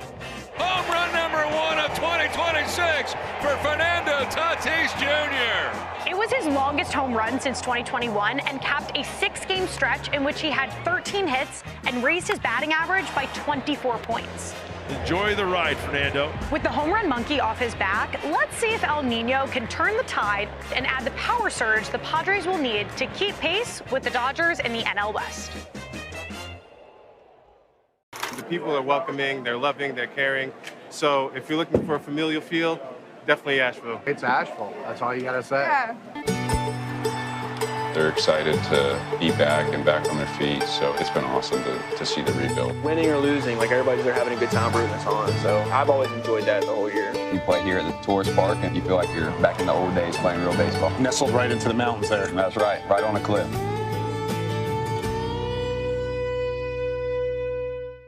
Puedes ser el dueño de grandes momentos del béisbol. MLB Auction te permite participar en la subasta de bates, bolas y jerseys autografiados, con artículos de tus equipos de grandes ligas favoritos, leyendas y jugadores. Visita auctions.mlb.com. For Texas in the bottom of the fourth, Rangers on top here 5-0. It'll be Peterson, Langford, and Duran. Peterson flied out in the first inning, singled in the second, stole second, and then scored on a Wyatt Langford double. Langford's on deck, and then Duran. Brian Wu has thrown 67 pitches, over 20 pitches in each of the 3 innings so far, as the Rangers have really worked him. And the pitch is outside to Jock. The stolen base for Jock tonight, his second of the year. His career high is 7 with Arizona a couple of years ago. Here's the 1-0 delivery, and that is low. In the minor leagues, in the Dodger system, Peterson had 4 consecutive years where he stole 24 bases or more.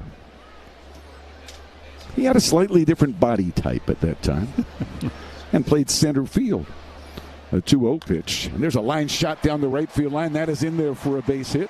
Rolling to the corner. Peterson, big turn at first base on his way to second base. And he stands there with a double. He rifled that one into the corner at 106 miles an hour. And the Rangers now with 8 hits against Brian Wu, at least one in every inning tonight. They had 3 extra base hits in the first inning, a double in the second, and a double here in the fourth. So that's 5 extra base hits for Texas.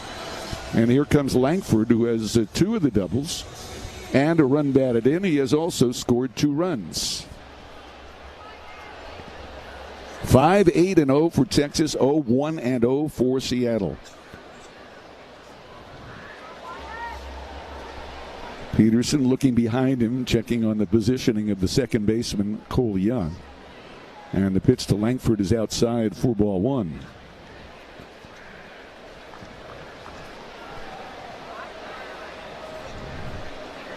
Langford wearing protection now on his left foot.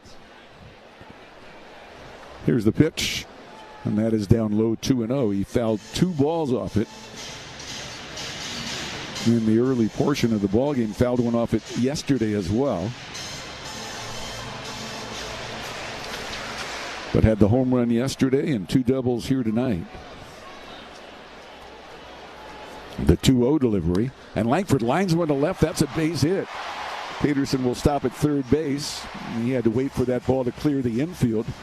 Langford ripping that one at 104 miles an hour. He is 3 for 3 tonight. And there are runners at first and third with nobody out for Duran. Texas looking to add to a 5-0 lead. Top 3 in the Ranger order are a combined 7 for 8. The only out was Peterson's line drive out in the first to center. 4 of the hits, extra base hits. Here's Duran with a triple and a single, each of them driving in a run. They're not looking for the bunt here. Infield a double play depth at second and short. And the pitch to Zeke is swung on and fouled back. Duran hitting in the 3-hole. The only spot in the order in which he has not batted this year is first. He's been everywhere up and down the order, from the 2nd spot to the 9th spot. Peterson at third, Langford at first. Here's the pitch, inside and high on a fastball. And the count is 1-1, and it looks like we're getting some action now in the Seattle bullpen. It's the right-hander Cole Wilcox who's getting loose. Well, the most runs Wu's given up in a game this year, 7. He's also given up 6 on one occasion. 1-1 pitch, and there's a foul off to the right. And the count is 1 ball and 2 strikes.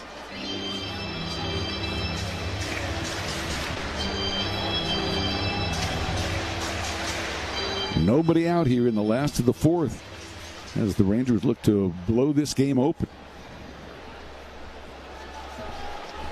Wu at the belt and to the plate. He misses high and outside. And the count at 2 balls and 2 strikes. The shortest outing for Wu this year has been 3 innings. That was in the game he gave up 7 runs in St. Louis. He's working with no outs in the 4th inning here. The 2-2 delivery. He missed down low with that. And the count has gone full. Brandon Nimmo is on deck.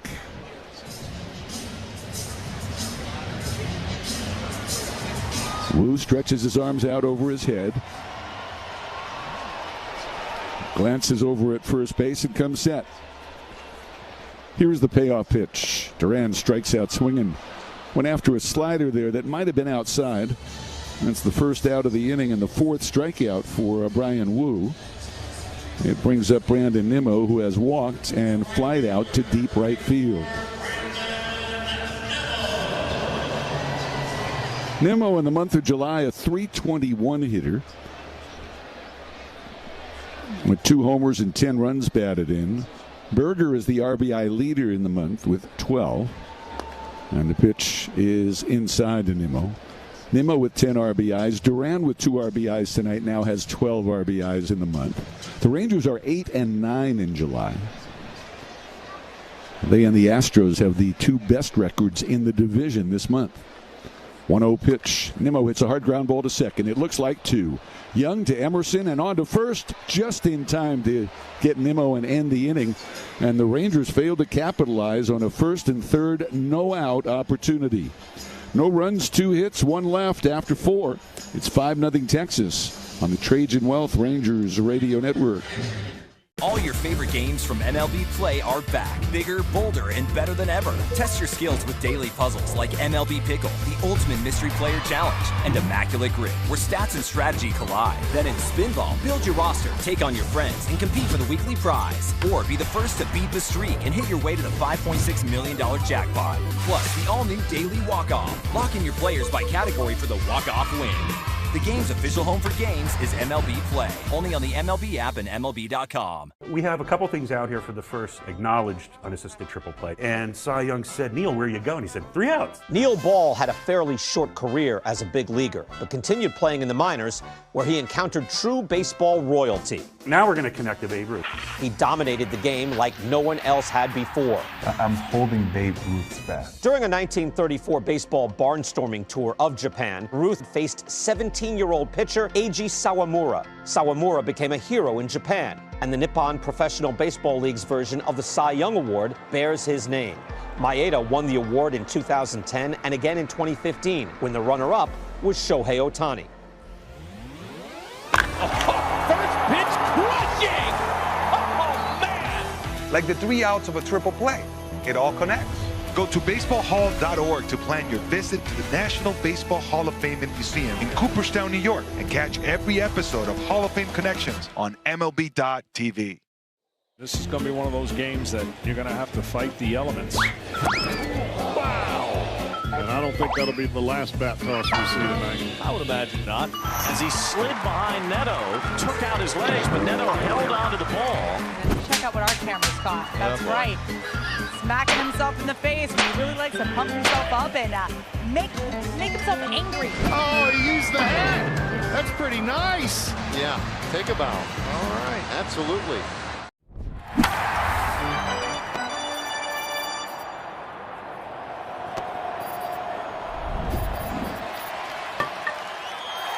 Percent off.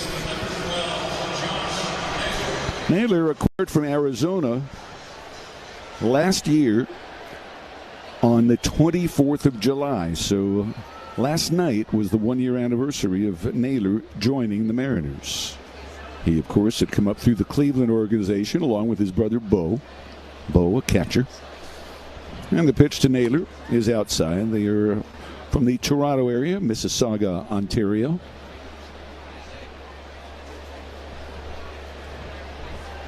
Naylor 0 for 3 last night and the walk tonight.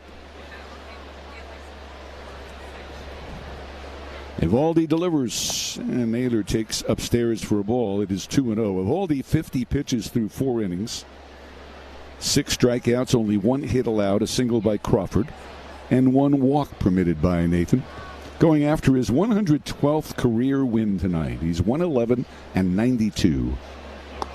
There's a strike on the outside corner.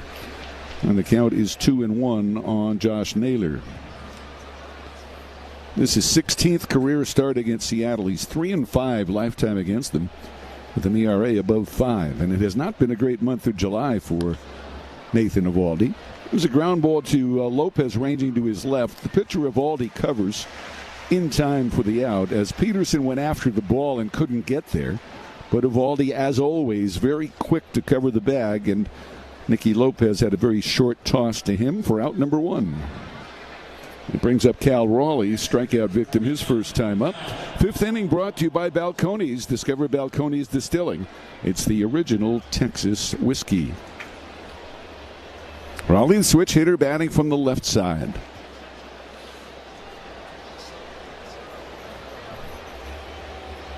Nathan kicks and fires, and the pitch is a curveball that is a low 4-1. Well, the Astros have scored 3 times in the top of the 6th. They had an 8-run 6th inning yesterday, and they were leading the White Sox 3-0 now in the top half of the 6th in Chicago. Dodgers lead the Mets 4-0. They're in the bottom of the 5th inning at Citi Field. Kyle Tucker's 9th home run of the year. Here's the pitch, swung on and fouled back. San Diego beat Miami 7-2. That's 11 consecutive losses for the Fish, and that ties a franchise record. They just dropped off a cliff. They were so hot in a playoff position, and now, barely even see them in the race. Here's the pitch, and that is inside for a ball. Miami's below 500 now. 52 and 53. And in the National League, that doesn't put you in good stead the way it does in the American League. The 2-1 offering. And it's low to Raleigh. And the count is 3 balls and 1 strike. Giants beat the Angels 9-2. Angels now the worst record in baseball. 41 and 64. Right here, a 5-0 Ranger lead in the top half of the 5th. The 3-1 from Eovaldi, and Raleigh hits a fly ball to right field. In comes Brandon Nimmo, and he makes the catch, chest high. Not hit hard at all, and there are 2 outs here in the 5th. Eovaldi's been painting tonight. Brought to you by CertaPro Painters. Choose happy, choose CertaPro Painters. Visit CertaPro.com. 2 outs for Raleigh. He struck out on a splitter his first time up. Yankees beat the Phillies 1-0 last night. Yankees lead 3-1 tonight, going to the bottom of the 9th. Ryan Weathers, the starter, went 5 2/3, allowed 1 run. That pitch swung on and fouled back. Austin Wells with his 7th home run. Jason Dominguez, his 6th home run for the New Yorkers. Tampa Bay beat Cleveland 3-0, so the Yankees have to win to stay 2 games back of the Rays. 0-1, and here's the pitch, and that is inside. And with Cleveland losing and Boston losing, it's status quo in the wild card race in the American League, with Boston holding the 2nd wild card, Cleveland the 3rd wild card. Seattle is next, 2.5 games behind Cleveland. 2 outs here in the top half of the 5th inning. J.P. Crawford on deck. Rangers leading 5-0. The pitch swung on, and there's a line drive right field base hit. Nimmo has to play this one on a hop. Raley is on with the 2nd hit of the ball game for Seattle. It brings up Crawford, who had a looping single to left his first time up. Well, last night the Mariners did not hit a home run. They are very home run dependent. When they don't hit a home run, they are 8 and 28 on the year. 50% of their runs have come on home runs this year. That's the highest percentage in the American League. Not that they hit that many, though. They're 8th in the league in homers with 121. Rangers are 9th with 119. And the pitch is inside and low. Curveball there at the shoes of Crawford, and it's ball 1. Crawford now the senior member of this team. It's his 8th year with Seattle. Playing at the age of 31, came up through the Phillies organization, was a first-round draft choice of the Phillies. California native. The pitch to him is fouled off to the left. And the count at 1-1. And, of course, he lost his shortstop job this year when Colt Emerson got called up. And with Brendan Donovan still on the injured list, currently on a rehab assignment, Crawford has been playing more third base than shortstop. 1 ball, 1 strike. Raley the runner at first with 2 outs. Eovaldi's pitch is tapped foul at the plate. And the count, a ball and 2 strikes. On the quick trip scoreboard, the Cubs clobbering Pittsburgh 8-0 in the bottom of the 6th in Pittsburgh. The Pirates are in 4th place in the wild card race in the National League. Started the day 2 games behind Arizona. Arizona lost today, so Pirates missing a chance to pick up a game. 1-2. There's a breaking ball low. And it's 2 balls and 2 strikes. Arizona lost to Washington 5-3. Washington now a game above 500. They started the day 3 games behind Arizona, so they're now just 2 back in the wild card race. Everybody's still in the pool. Topsy-turvy in both leagues. Here's the 2-2. Crawford takes outside and high, and the count is going full. So Raley will be off on the pitch with 2 outs and a full count. And the Rangers leading 5-0 here in the first half of the 5th inning. Evaldi to the plate. There's a line shot down the right field line. This is trouble. Rolling all the way to the corner. Nimmo plays the carom. Racing around third is Raley, and he will score. It's a ringing double for J.P. Crawford, and the Ranger lead is cut to 5-1. That was a splitter that stayed in the middle of the zone. And the ball took a funny carom there away from Nimmo, and that prevented Nimmo from having any chance of starting a play to get the runner at the plate. So Crawford's 2 for 2. He gets his 29th run batted in.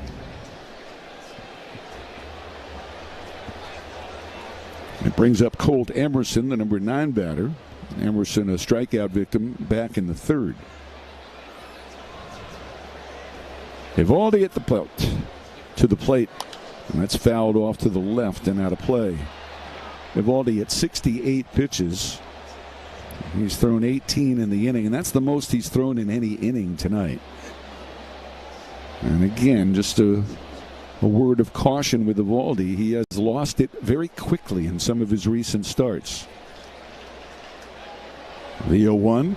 And a ground ball weakly hit to second. Lopez has it. Short toss to first, and that will end the inning. A run on 2 hits. 1 man left in the middle of the 5th. The Rangers lead the Mariners 5-1 on the Trajan Wealth Rangers Radio. C.B. Buckner entertaining the crowd a little bit. Yeah, there you go. Chopper off the plate. That's a fair ball. Foul. Foul ball. Why is that a foul ball? Oh, that's why. Oh, my. The awkward look at the play continues. He is going to be a dead duck. Put a slide.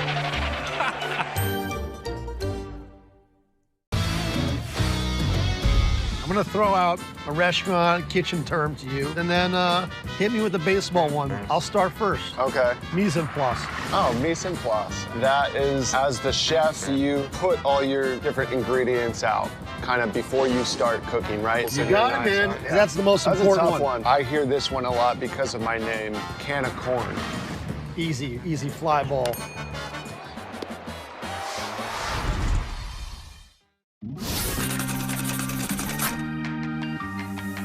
Now, representing the organization, Jim Leland and A.J. Hinch are presenting Miggy with a customized set of cleats made by renowned artist Marco Terzo, made from several significant baseballs from Miguel's career.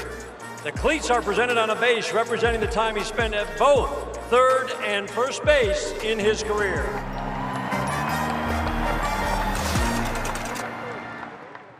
The people are welcoming, they're loving, they're caring. So if you're looking for a familial feel, definitely Asheville. It's Asheville. That's all you got to say. Yeah. They're excited to be back and back on their feet, so it's been awesome to see the rebuild. Winning or losing, like everybody's there having a good time rooting us on. So I've always enjoyed that the whole year. You play here at the tourist park and you feel like you're back in the old days playing real baseball. Nestled right into the mountains there. That's right on a cliff.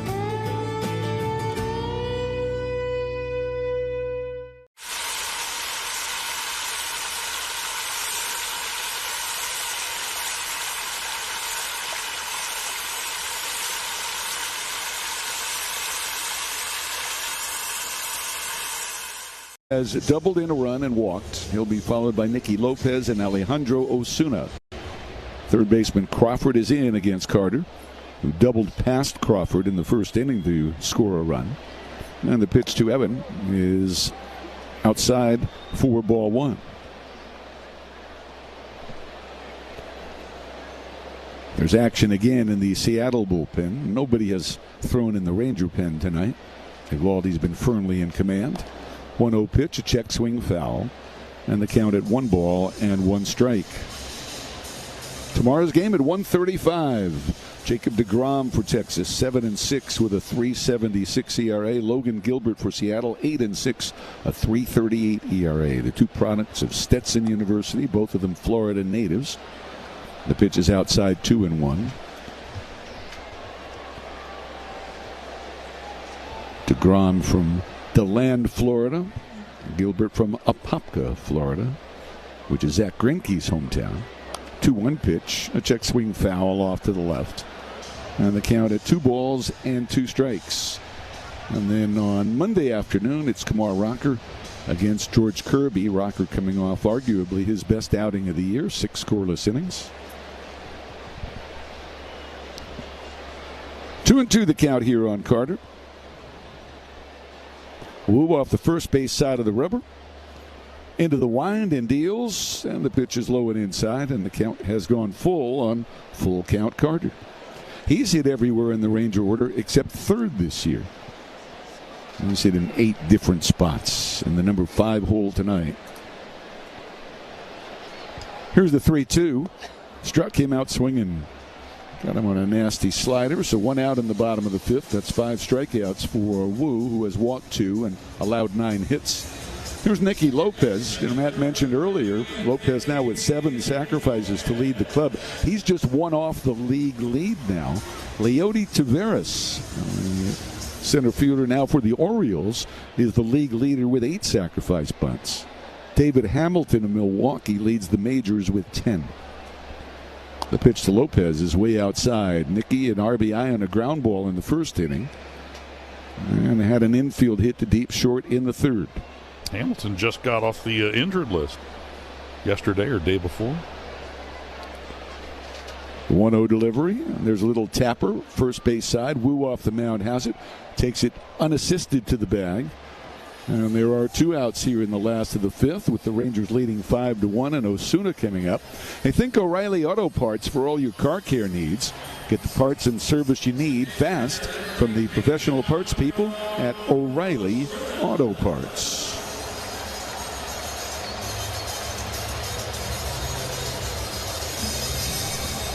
Osuna has flied out and struck out trying to bunt his way on. Fouled a pitch off on 2 strikes. And the pitch is in there. It is 0-1. Osuna failed to get a bunt down on 2 attempts in that at bat. And you wonder if the bunt sign was on with 2 strikes or if he did it on his own. Here's the pitch. It is low for a ball. Rangers had first and second and nobody out at the time, leading 5-0. So the Rangers failed to score in the 3rd and the 4th after getting the first 2 men on in both innings. Here's the pitch. That's fouled back by Osuna. And the count at 1-2. Remember, the Rangers have Jake Berger on the bench tonight, wanting to get all their lefties in there against Brian Wu. Also on the bench, Elias Diaz, Cam Cauley, and Justin Foscue, all right-handed hitters. 1-2 the count. And the pitch. Osuna takes low, and it's 2 balls and 2 strikes. Josh Smith waiting on deck. Smith called up today as Josh Young went on the injured list with his strained left calf. 2 balls, 2 strikes, 2 outs. And the pitch to Osuna is way outside, and the count has gone full. The Rangers have hits in every inning through the first 4. In danger of going out 1-2-3, though, here in the 5th.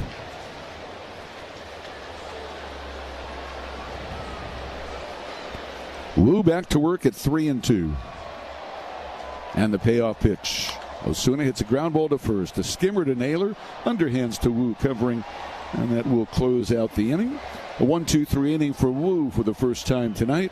We've completed 5. It's Jordan Lawler leads off the bottom of the third. Reynaldo Lopez, first pitch swung on. That is hit high and deep to left field. It took a long time, but there's the first major league home run for Jordan Lawler. 424 feet off the bat of Lawler. And no doubter for him, a kid who was, 6th overall pick a few years ago. They had to find kind of a spot for him. He was a shortstop. They put him in the outfield, and nobody giving him any love after his first big league home run. Congratulations, Jordan Lawler. That's number 1.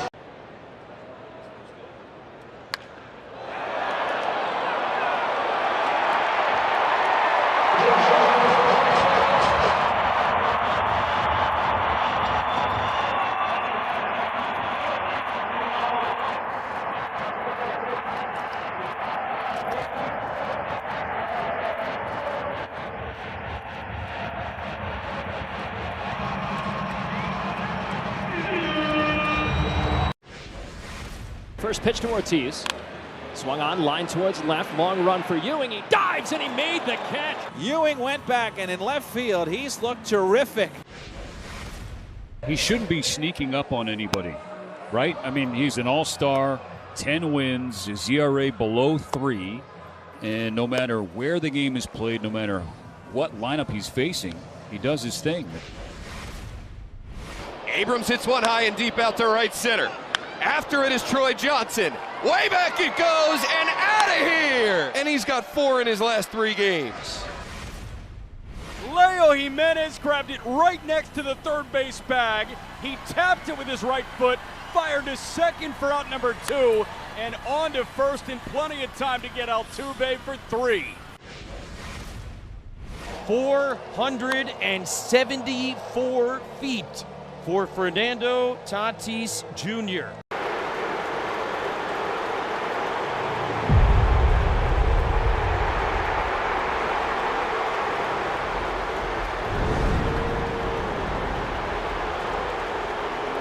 And then an RBI double to J.P. Crawford. So the Mariners getting their run there. And that's where we stand here at 5-1.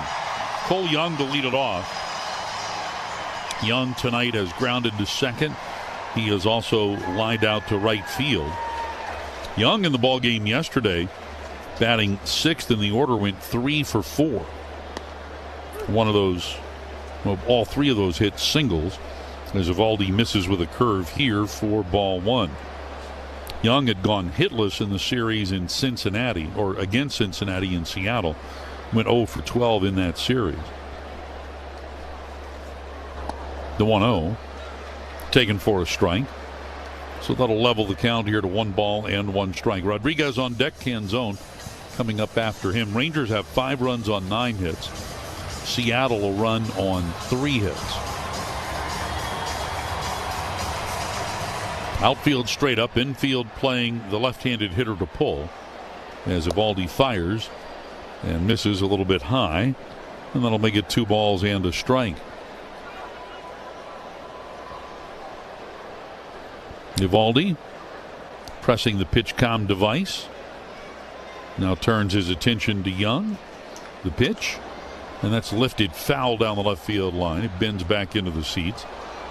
So we'll make it 2 balls and 2 strikes now to Young.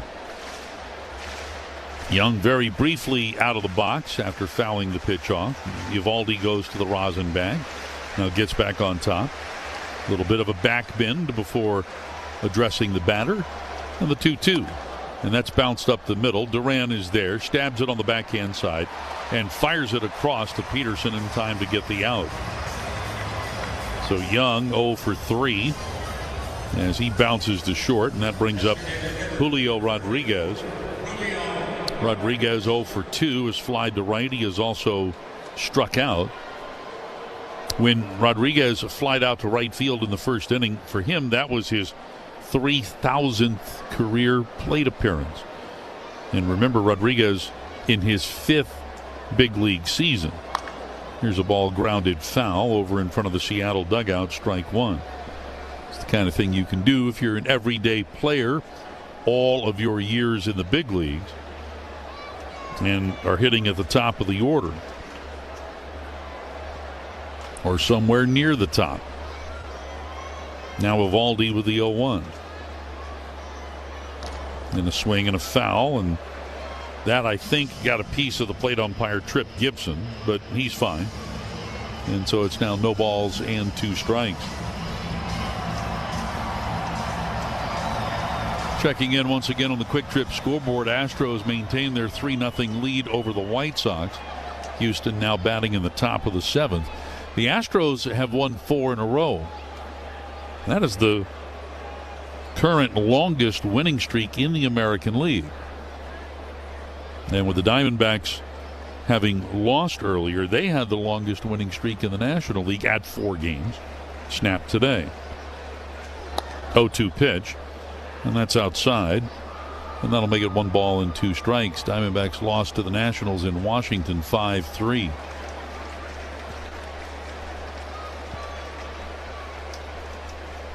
The 1-2. Swing and a miss. Struck him out with a curveball. Really taking something off that pitch. Ball picked up by Wins. He'll fire it to first to complete the strikeout. So 2 down in the inning. Dominic Canzone, the batter. Let's pause. 10 seconds for station identification on the Trajan Wealth Rangers Radio Network. Your home of Texas Rangers baseball. KRLD-FM and HD1 Dallas-Fort Worth. We are 105.3 The Fan. First pitch to Canzone. Bounced just foul of first. And Peterson plays it, knows it's a foul ball, and then just flips it up into the seats over that high net. So strike 1 here to Canzone. Canzone struck out in the first and then bounced out back to Eovaldi in the 4th. That was a really nice play by Jock Peterson on the foul ball. He showed really good range there. Had a backhand that reaching way across his body. 0-1 the count here to Canzone. The pitch, and that bounced in. That'll make it 1 ball and 1 strike. We were talking about Peterson and his speed earlier, or in his now deep run into the big leagues. All the years he's been in the big leagues, he doesn't run as well as he used to. And we've talked about this before. Jock in high school was a wide receiver in football, and a really good one. This pitch is down. And the count goes to 2 balls and 1 strike. So there was a day when he could scoot. But showing us some athleticism there on that foul ball that missed first by about a foot. The 2-1. And that pitch comes in high. So 3-1 the count here to Dominic Canzone. Robbie Ahlstrom, the lefty, has started throwing in the Ranger bullpen with Eovaldi now over 80 pitches. He had thrown 70 through 5. This is going to be pitch number 83. The 3-1 to Canzone. And that's popped up high in the air, very shallow left field. Zeke racing out, and look out, Josh Smith with Ezekiel Duran falling to the turf. Smith, with his back to the diamond, reaches up and over Duran and in front of Langford to make the catch to retire Canzone for the final out in this 1-2-3 inning, brought to you by Pay.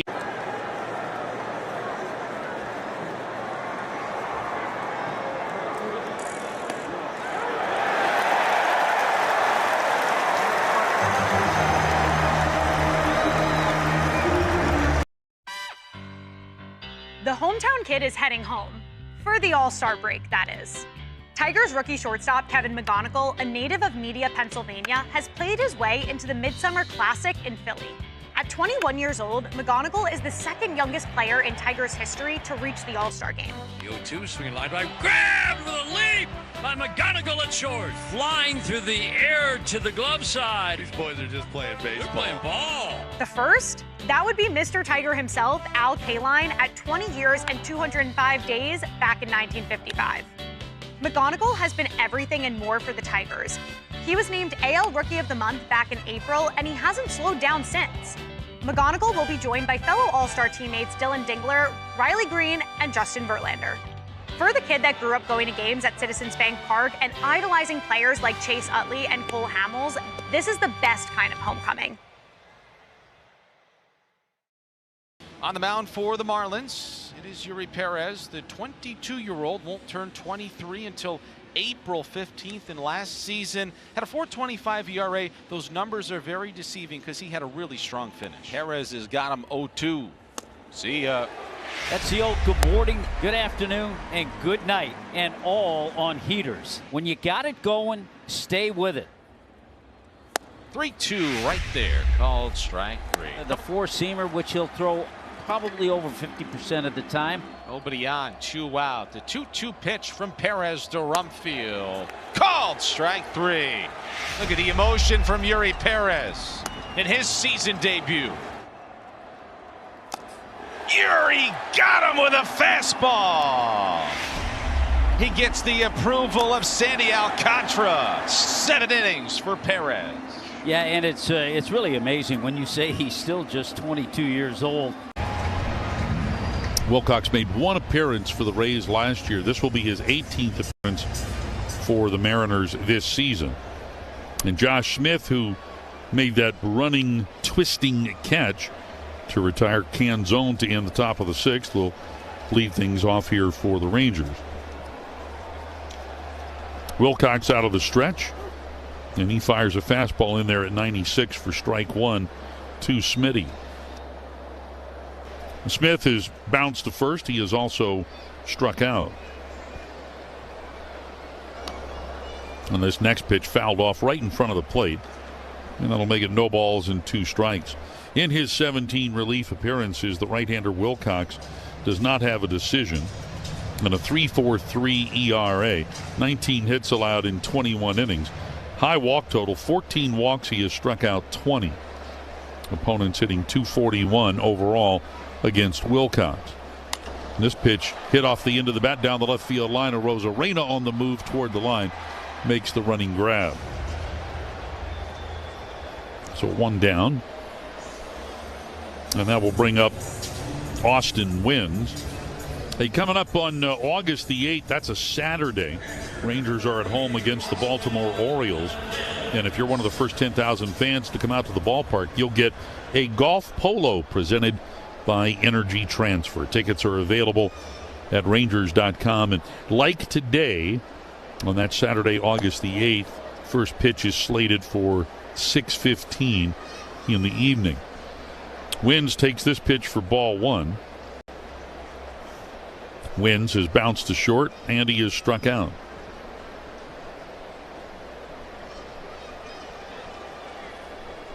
Wilcox with the 1-0. And that fastball in there for a strike, so make it 1 ball and 1 strike. Wynns in his time in the big leagues has played for the Orioles, the Giants, the Dodgers, the Rockies, the Reds, the A's, the Braves, and now the Rangers, as this pitch is popped up foul into the seats, right side. And that'll make it 1 ball and 2 strikes. Wynns, a product of Fresno State, drafted by the Orioles back in 2013 out of Fresno. This pitch is outside. And the count 2 balls and 2 strikes. Fresno State, a school that has produced quite a few major leaguers. And a swing and a miss here. Wynns chases a sweeper outside. So 2 down in the inning. Top of the order now. And Jock Peterson. One former Fresno State Bulldog, former Ranger pitcher Tanner Shepard. Former opening day starter. Yeah. Back in 2014, was it? I think that's right. I think it was. And another Fresno State baseball alum.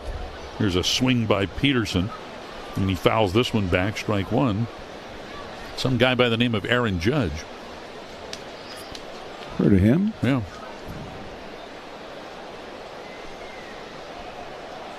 Jock 2 for 3, a single, a double. His second stolen base of the season, and he has scored a run. And here he lashes one out into left, a base knock. He'll get about halfway up the first base line before tossing the bat aside. So Jock Peterson, a 3-hit game. On board here with 2 men out now for Wyatt Langford.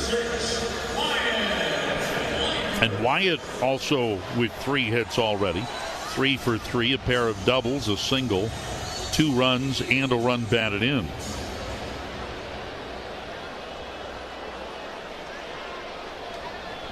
Wilcox sets at the chest and now fires and misses a little bit outside with a fastball at 97. Ball 1 here to Wyatt. Wilcox's fastball, his average fastball velocity about 96, 97 miles an hour. The 1-0, a swing and a miss. Goes back to the heater there. 1 ball, 1 strike to count. Throws his four-seamer about 25% of the time. So too his sweeper. Mixes in the slider, the sinking fastball, and the pitch he throws the least, the changeup, is a pitch he's thrown about 10% of the time this season. A quick glance to first, and now the 1-1. And that pitch a little bit up as he gets the fastball in there at 99. And that'll make it 2 balls and a strike here to Wyatt Langford. Well, Robbie Alstrom's back up in the bullpen, so it could be that Eovaldi's done after 6 innings. Remember, we're in this stretch of 13 straight games. And a swing and a miss here. 2-2. Now the count to Wyatt. The next start for Eovaldi, if the Rangers just stay in order, would be Thursday at Tampa Bay. 2 balls, 2 strikes to count. The 2-2 pitch, a swing and a miss. Fastball at 98 takes care of Wyatt. He is retired for the first time tonight. No runs, a hit. Rangers.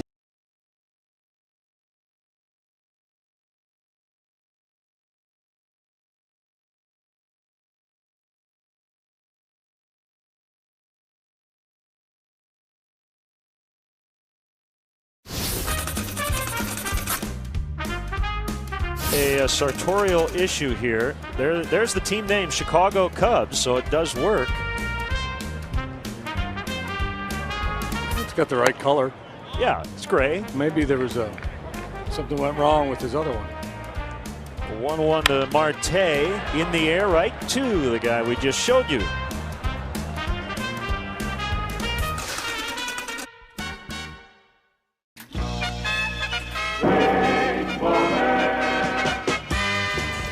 The Marlin riding by in the pickup truck. AJ didn't have a good release point on this fastball. AJ nailed him. Just a little outside. Look at the guys behind home plate. And it's their job to clean up the glass. And look at AJ playing the innocent.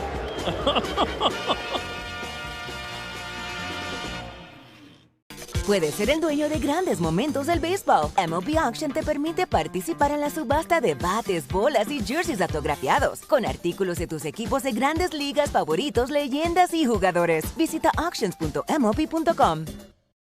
And it is officially Tuesday. You wouldn't be able to tell in the stands because there's still a lot of energy. We told him you got to dive and get dirty. You're supposed to dive at balls hit right at you. He just made every physics teacher in the country proud. I don't know why it is in baseball they have the best bubble gum. Painful foul ball off of Will Smith. Yeah. You saw and heard Ohtani's reaction to it. And I don't think we need to show the replay of it.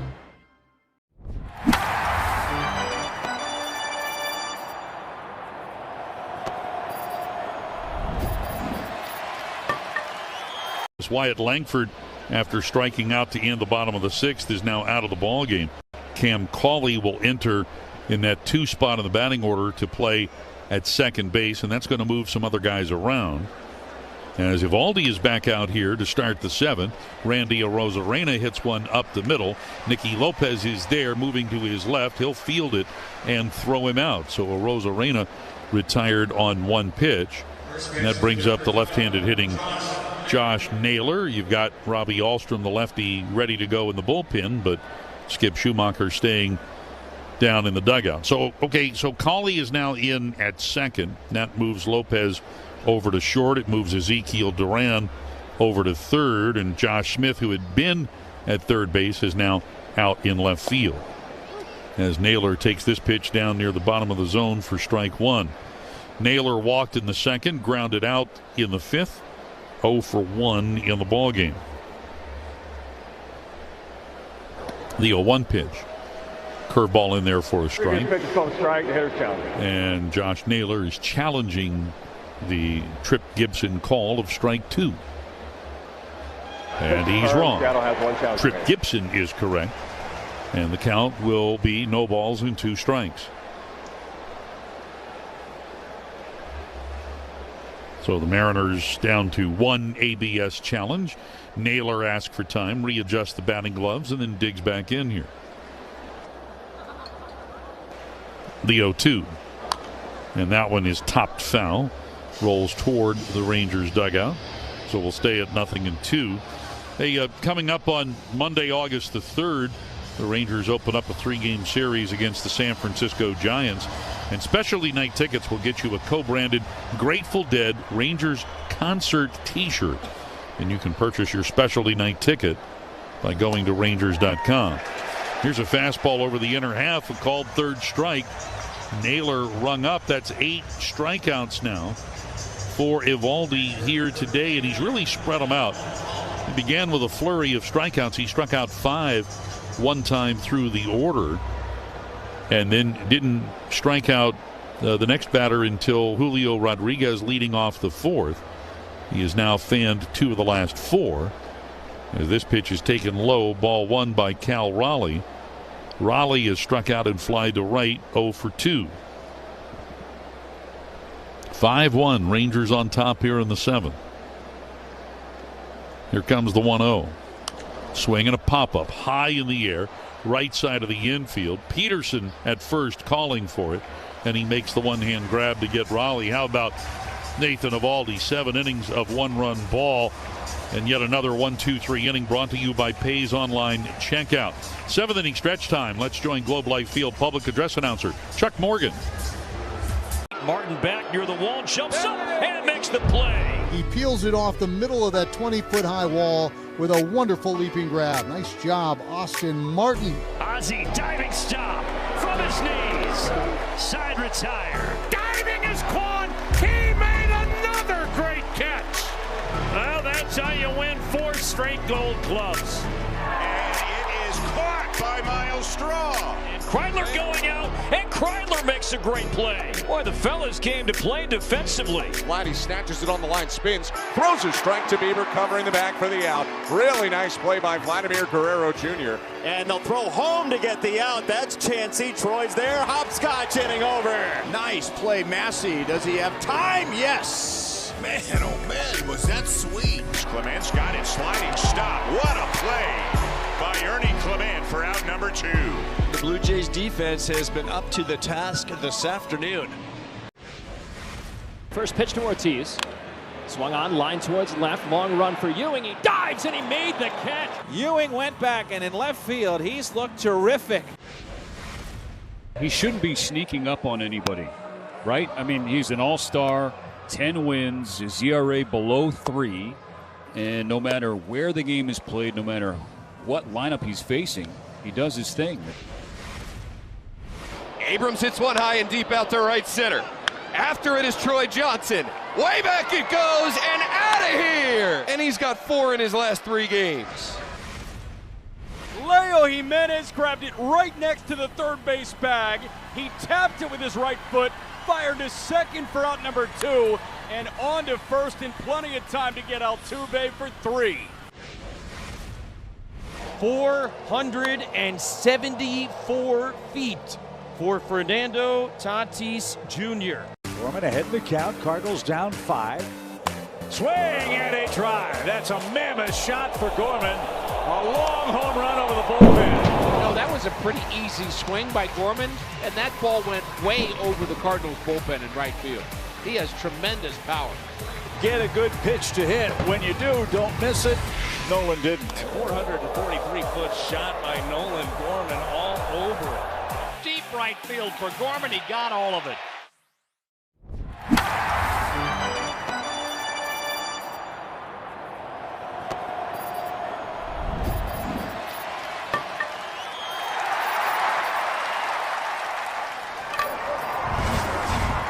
Medical City Healthcare. Consult a nurse.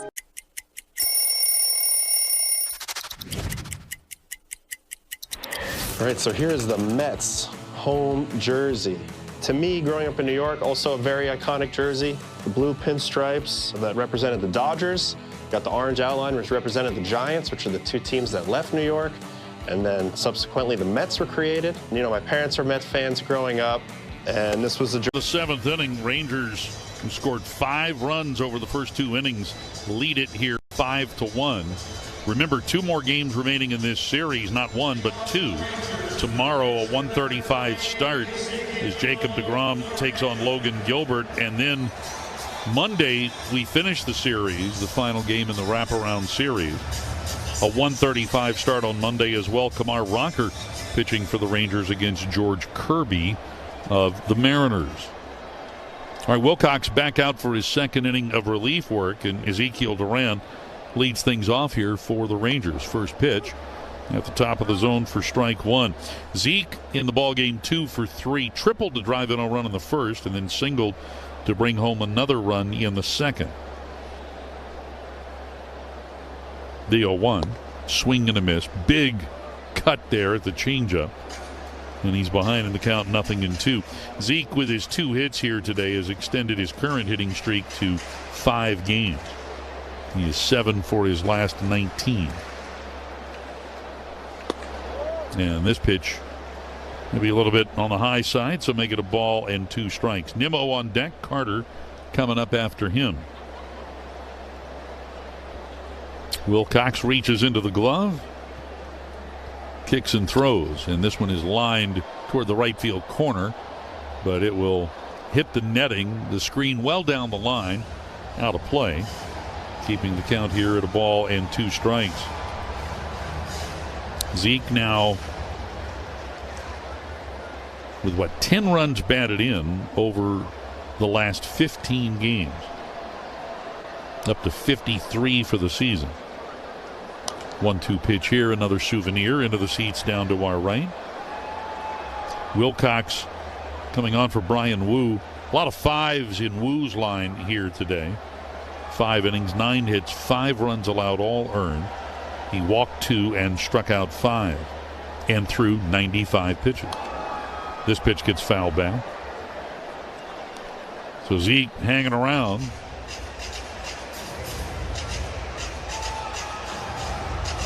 Slightly open stance, right foot along the back line of the box as he looks out to Wilcox. Again, the 1-2. Grounded foul. That got a piece of Zeke. It rolls foul up the third base line, but Zeke is going to walk all the way over to Brandon Nimmo, almost shaking his hand there. And now he will come back.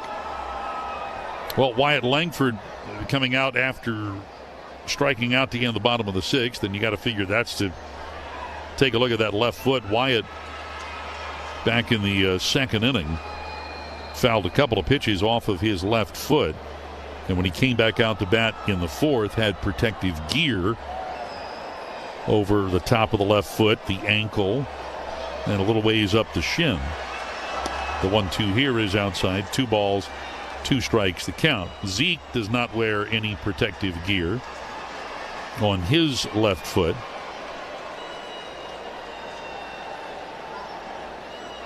The 2-2 way outside. So a full count now to Duran, who has seen 9 pitches so far in this at bat.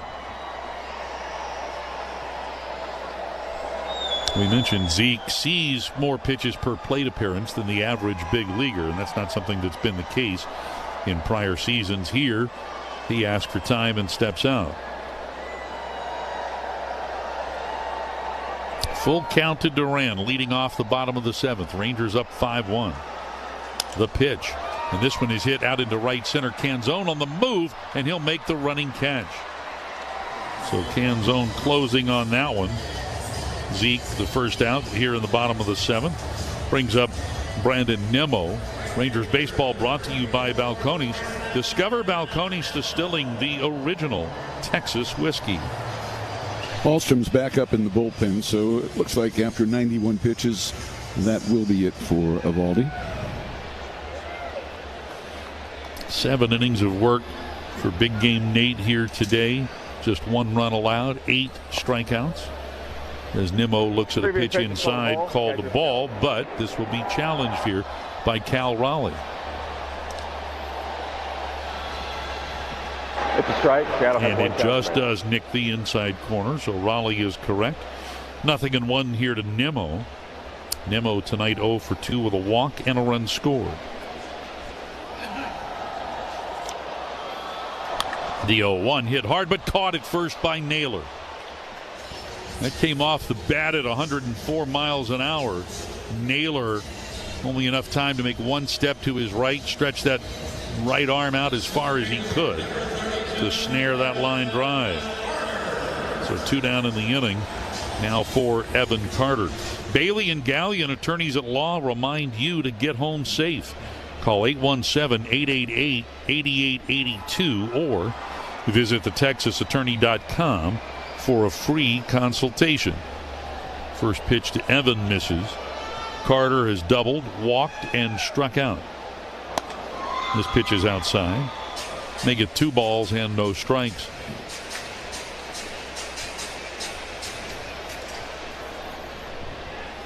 At third, Crawford playing with 1 foot on the turf, 1 foot on the dirt. Emerson shaded up the middle as this pitch is high and away, and Carter ahead of the count now at 3-0. Nicky Lopez on deck.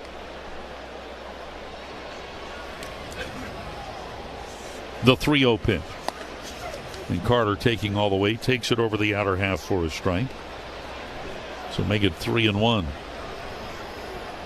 Raley in center, shaded over toward left center here for Carter. As Wilcox deals, and that pitch is inside, ball 4. So Carter with the walk, his second of the evening. And it brings up Nicky Lopez.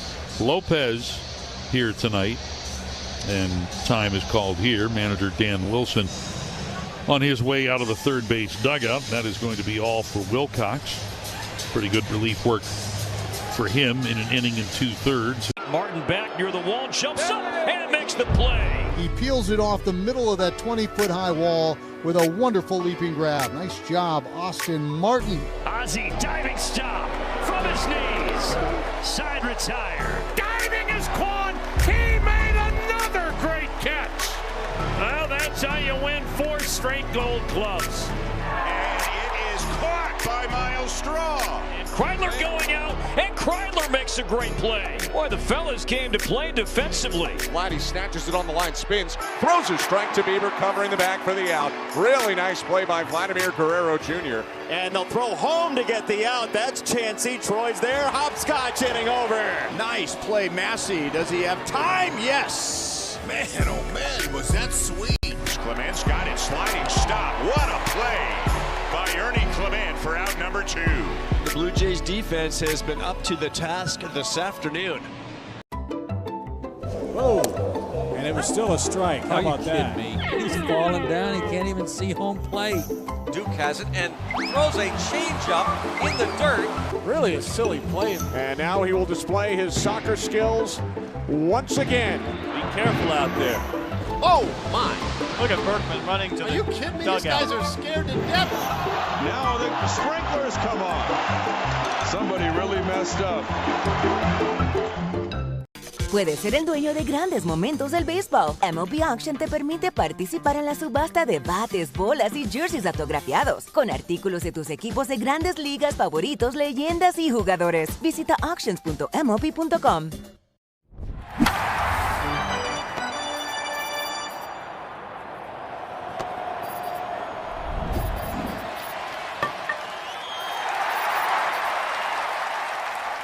Who made his big league debut in early May, on for the 20th time. A 3.38 earned run average. He does have 1 save. He's given up just 14 hits in 21 1/3, but he has walked 10 versus 9 strikeouts. His first action is to turn and throw over to first. Carter dives back to the bag safely. Nicky Lopez at the plate. Lopez, a ground ball out that produced a run in the first, singled in the infield in the third, and then bounced out to Wu in the 5th. And Davila's first pitch here is a slider, which comes in high for ball 1. 5 runs, 10 hits for the Rangers, a run on 3 hits for Seattle. Carter, a very good lead at first. The 1-0 lifted down the left field line, but this one twisting foul and will make its way into the seats.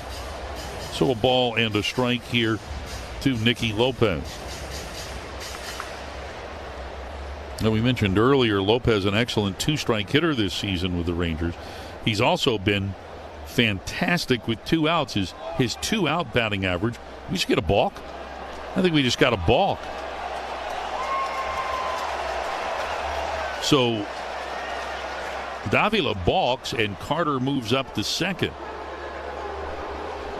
Seemed like the on-deck batter, Alejandro Osuna, was the first to point it out. He didn't stop. It was yelling and pointing. So that puts Carter in scoring position. Davila with the 1-1, and he misses inside here to Lopez to make it 2 balls and a strike. Yeah, Nicky Lopez hitting .333 with 2 men out.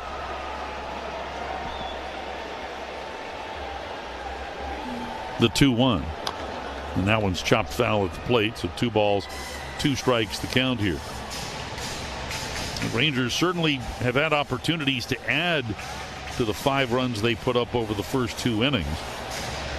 First 2 batters reached in the 3rd. They didn't score. First 2 reached in the 4th. They didn't score.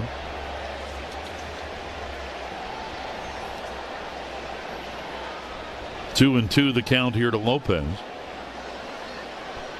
Davila with the pitch, and that one hit foul into the seats down along the left field line. One other area where Lopez has excelled, men in scoring position, batting .344 in these spots.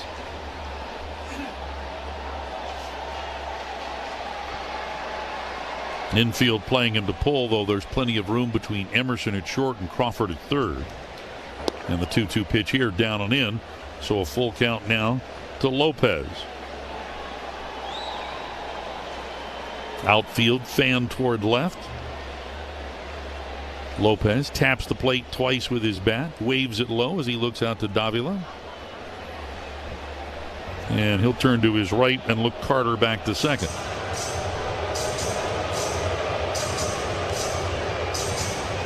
So Lopez steps out, readjusts the batting gloves, examines the barrel of the bat before digging back in. 3-2. The right-hander fires, and it's fouled off. That one high off the screen behind home plate.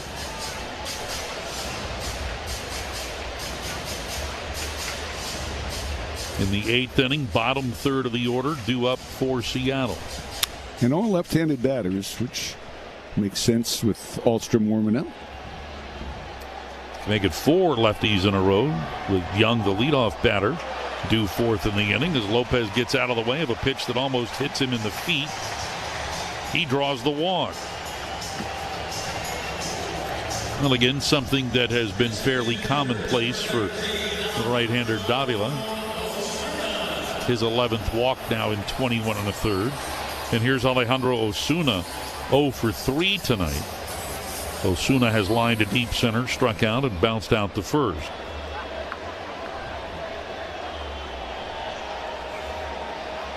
Davila with the set and the pitch. And that one over the inside half of the plate, a slider for strike 1.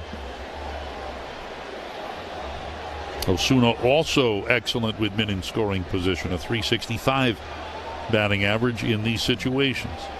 The 0-1, that's hit out into left center field, a long run for Arozarena. He will not get there. It lands for the base hit. He swats at it. It goes by him all the way to the wall. Carter is scored. Lopez is in. Osuna with an opposite field 2-run double to give Texas a 7-1 lead.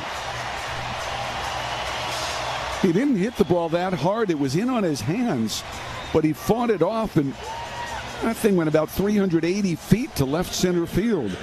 Amazing how well that ball carried. And the pitch was in on him, and I don't think Osuna picked it up off the crack of the bat. But it did carry well, and with the Rosarena stationed very shallow in left, he could not get back to get to that ball. RBIs 22 and 23 on the season for Osuna. Here's Smitty. First pitch to him is outside, ball one. Josh Smith returning to the active roster today from AAA Round Rock, with Josh Young being placed on the injured list with his left calf strain. Smith 0 for 3 at the plate tonight. The 1-0. Swing and a miss. That on a slider. And that'll level the count here to 1 ball and 1 strike. That's a big hit. It might enable Skip Schumacher to avoid using any of his high leverage relievers tonight. The 1-1. Hard hit ball over first, but fielded there by Naylor. He'll flip to Davila covering, and he beats Smith to the bag for the final out in the inning. The Rangers tack on 2 here in the 7th on 1 hit. 1 man is left. We head to the 8th. Boomer is the dog. Then he looked good. I just followed his pitch all the way. And there he is. Boomer's dad. That was kind of a change from the everyday thing that we normally do as far as baseball cards are concerned. Hey, I have a Labrador. Where's my card? A little bit different, and it turned out to be a fun experience. It was just when the camera crew tried to leave that there was a problem. You can't leave. Bryce Matthews, who struck out looking his first time up. Matthews getting the start in left field tonight. Matthews hits it in the air pretty well to center. Going back on it is Rafaela at the wall, looking up. See you later! Bryce Matthews with his first long ball of the year, right by the Phillips 66 home run pump, and the Astros lead 4-0. That went 434 feet just to the left of straightaway center, and it was 111 miles an hour off Matthews' bat.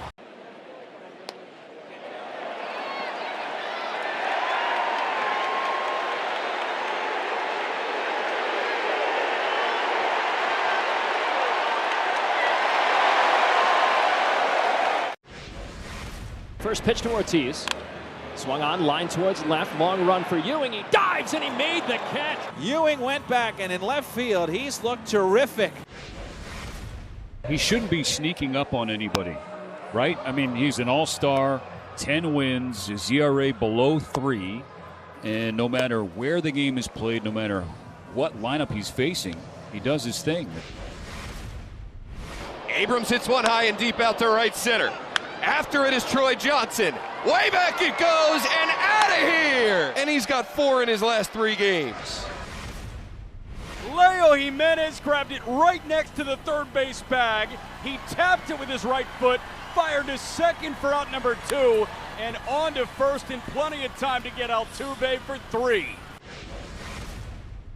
474 feet for Fernando Tatis Jr. By 2.5 on this Seattle ball club if they can hold on to this 6-run advantage with 2 games remaining in this series. So here we go to the 8th inning, and here's Eric Nadeau. All right, thanks very much, Matt. Weston Wilson is pinch hitting. He's a right-handed batter hitting for the lefty Raley. And the lefty Alstrom deals inside, ball 1. Alstrom 3-0, a .571 earned run average. This is 22nd appearance. Alstrom set at the belt, comes home, and that is low for a ball. Wilson with Seattle this year, hitting .233, is 7 for 30, 2 homers, 7 RBIs. He had an RBI single yesterday, went 1 for 2. He started the game at third base. 2-0.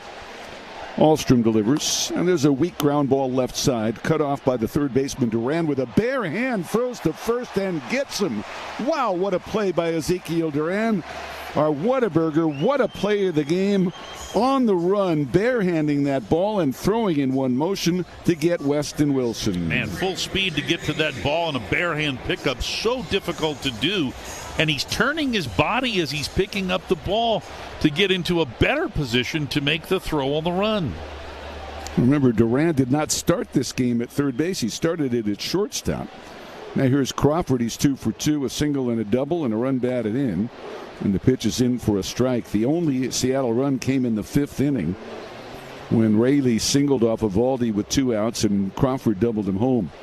What a job by Eovaldi tonight. 91 pitches, 61 strikes.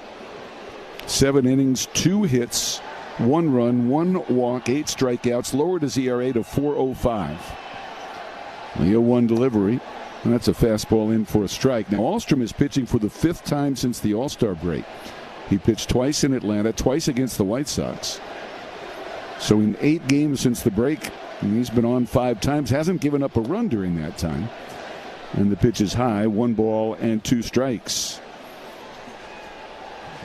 Eovaldi with a win tonight would go 10-8 on the year. He's only had 2 no decisions out of his first 19 starts. The 1-2 offering, and that is outside. We've got another big crowd here tonight, 34,006 enjoying themselves as the Rangers lead Seattle 7-1. They've out-hit them 11-3, and we have played without a long ball tonight for either side. The 2-2 offering, swing and a miss. He struck him out on a slider. So 2 outs, and Colt Emerson is coming up. Hey, summer nights start here. Bring your crew out to Globe Life Field with Ranger Group tickets. Whether it's a company outing or a night out with friends, group tickets unlock special pricing, unique experiences, and unforgettable memories. Visit Rangers.com/groups. Learn more and book today. Emerson 0 for 2 has struck out and grounded out. It's lefty against lefty. Alstrom delivers, and the pitch is inside. Cole Winn is up in the bullpen. Winn threw only 2 pitches last night, getting the final out of the 8th inning, inducing a fly ball off the bat of Mitch Garver. The 1-0 offering, and that's fouled down the left field line. 1 ball and 1 strike. If Seattle doesn't win this game, they will actually drop to 3rd in the division, assuming Houston goes ahead and holds on in Chicago. Houston is leading 4-0 in the top half of the 9th inning. 1-1. There's a little looper to left, a base hit. Emerson just serving that the opposite way. The 3rd hit for Seattle in the ball game. They're trailing 7-1 in the 8th inning. And here comes Cole Young. Young 0 for 3 tonight. He is grounded to second, lined out hard to right, and bounced out to shortstop. DeGrom against Gilbert tomorrow at 1:35. Our broadcast will begin at 1 on TV, back on Rangers Sports Network. And then Monday at 1:35, Kumar Rocker and George Kirby. The pitch is over for a strike. And the count is 0-1 on Cole Young. Julio Rodriguez would be next.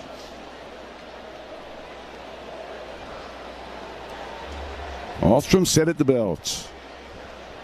He kicks and comes home. And Young hits a high fly ball, medium deep center. Evan Carter trots in and makes the catch to close out the inning. So Alstrom posts to 0, no runs on a hit and 1 left. And after 7.5, it remains Texas. Hear ye, hear ye. Gather around for some of the week's wildest plays. It's only going to hurt for a second, Brandon. And it drops between 4 twins. I shall not drop the ball. Well, don't believe that. Just clanked off his glove. Whoa, was that an eephus? He didn't even see it. It almost clipped him. A fantastic finish. For slip, and then took this ball off the top of the helmet. Some just don't know how to catch them. The throw drills him right in the back, though. Others don't know where to catch them. Often met right cheek. And feast your eyes on these fantastic fielders. Oh my goodness, what a diving catch. And leaping lizards, great plays in the outfield. What a grab by Tristan Peters. He made the catch. Oh, what a play. You can't get much higher than this. Krauser takes away another.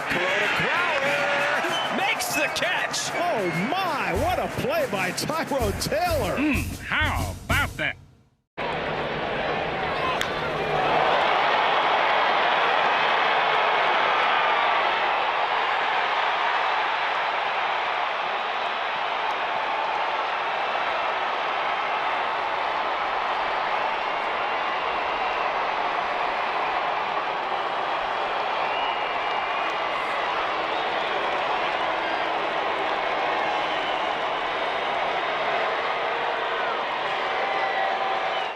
Puedes ser el dueño de grandes momentos del béisbol. MLB Auction te permite participar en la subasta de bates, bolas y jerseys autografiados, con artículos de tus equipos de grandes ligas favoritos, leyendas y jugadores. Visita auctions.mlb.com.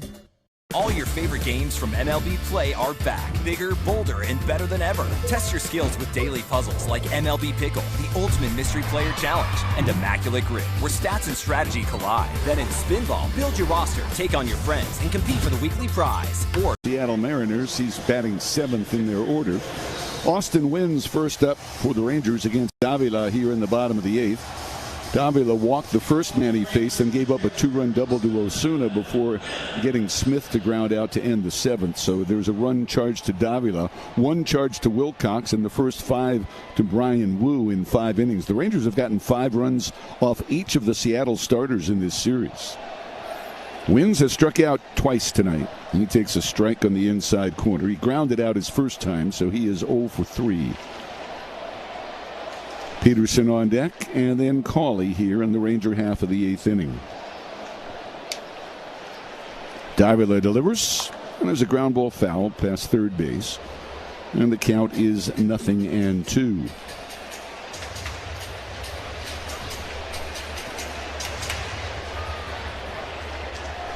Texas with a chance to extend their lead to 2.5 over Seattle, but again, if Houston goes ahead and wins, Houston would be in second place and 2 games behind the Rangers. The 0-2, and there's a ground ball, base hit left field. Austin Wynns with his first hit as a Ranger. Wynns, by the way, is the 46th player to appear in a game for the Rangers this year. 22 position players and 24 pitchers have played for Texas. So there's a leadoff single, and it brings up Jock Peterson. Peterson 3 for 4 today. He has scored a run and stolen a base. He has 2 singles and a double and a fly out to center field. Playing at first base for the 4th time this year. And the set. And the pitch. And that is outside for ball 1. Well, Austin Wynns clearly worked well with Eovaldi tonight. Eovaldi, one of his better outings of the year, allowing just 2 hits in 7 innings. Through 38 splitters out of 91 pitches. The pitch is over for a strike, so a slightly higher percentage than his year-long 37% rate with that splitter. He threw 20 curveballs and 16 fastballs. Here's the pitch, and a wave and a miss by Peterson. That was not a good-looking swing on a sinker away, and the count is 1-2. 7 runs for the Rangers on 12 hits, 1 run for Seattle on 4 hits. And let's check the hit total on Eovaldi. It was 3 hits off of him and 1 off Alstrom. 1 ball, 2 strikes. The pitch. Peterson hits a ground ball past the mound, charged by Cole Young. His only play is to first base, and that is in time. Is down to second on the player. Did he tag Wynns? I guess he did. I guess he got Wynns with a sweep tag. Yep. So that's a double play for 3. I thought he missed him there, but apparently not. And so the bases are clear with 2 outs. 7-1, the Rangers are leading, and here's Cam Cawley for his first at-bat of the day. Cawley hitting .257, a homer, 4 RBIs. He's had 35 at-bats, 9 hits. The pitch to Cam is over for a strike. It is 0-1. Ezekiel Duran would be next. Peterson has 3 hits. Langford has 3 hits. Duran has 2 hits. The top 3 in the order combining for 8 hits. 4 of them for extra bases. There's a ground ball hit to third. A skimmer to Crawford. Sidearm throw to first in time. And that will end the Ranger 8th. No runs on a hit. Nobody left. We're going to the 9th.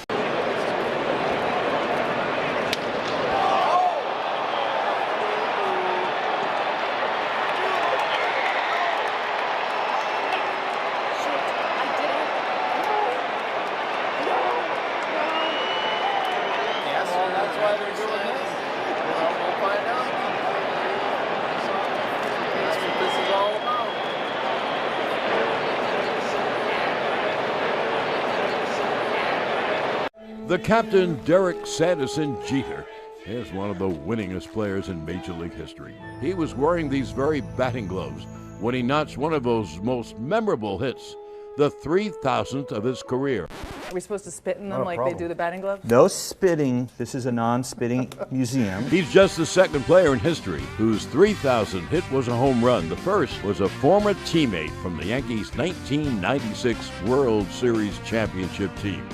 But before he began his Cooperstown-bound career, Bonds would cross paths with another future Hall of Famer. September 6, 1995, the Iron Man played his 2,000th 131st consecutive game, surpassing the unbreakable record of the Iron Horse. Now that's how you pass the torch. Go to baseballhall.org to plan your visit to the National Baseball Hall of Fame and Museum in Cooperstown, New York, and catch every episode of Hall of Fame Connections on MLB.tv.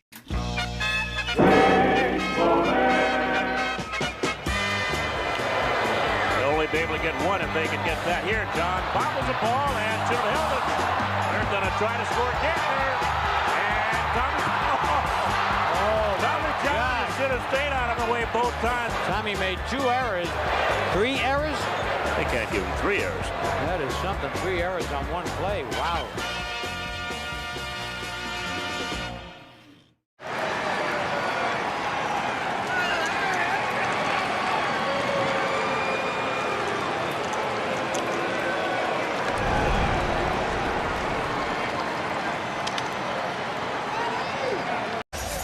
Peoples, his 7th appearance, a 2.84 ERA. He's given up 2 runs and a third. Hasn't walked the batter. He has struck out 4, and opposing batters are hitting 208 off the right-hander. He works in short sleeves tonight. He'll face Julio Rodriguez, Dominic Canzone, and Randy Arozarena. The Mariners, of course, have never seen him. Julio's 0 for 3, and the first pitch is a strike, a fastball away at 96 miles an hour. Rodriguez has flied out, and he has struck out twice, all 3 of his at-bats against Nathan Eovaldi tonight. 0-1, and here's the pitch. Off the plate outside. 1 ball and 1 strike, the count on Rodriguez. Mariners in danger of falling 3 games below 500. The 1-1 delivery, swing and a miss. It is 1-2. Their July record would fall to 7-11 with a loss tonight. And their record within the division would go to 17-11. They are the only team in the division with a winning record in the division. 1-2 pitch, and there's a weak ground ball to third base. Duran's got it, triggers that sidearm throw across in plenty of time. And there's 1 out here in the 9th with the Rangers leading 7-1. Dominic Canzone coming up next. Canzone has struck out. He had to come back to the mound and popped out to third base.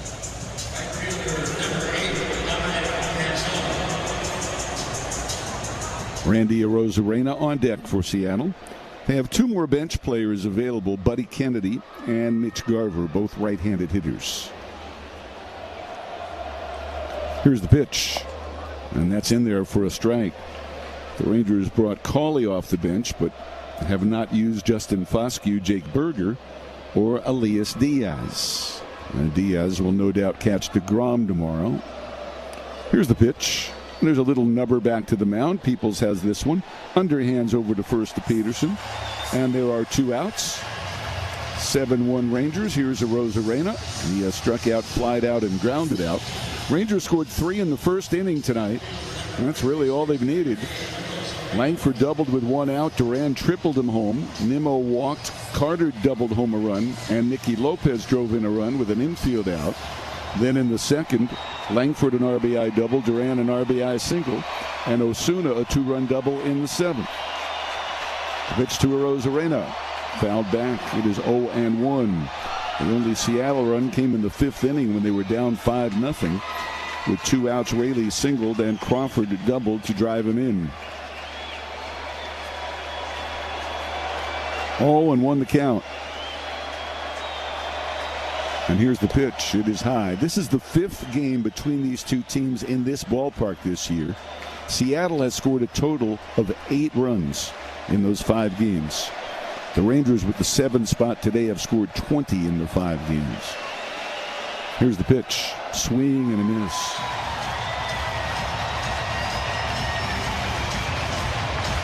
And the Rangers with a win tonight would go 6-2 for the year against Seattle.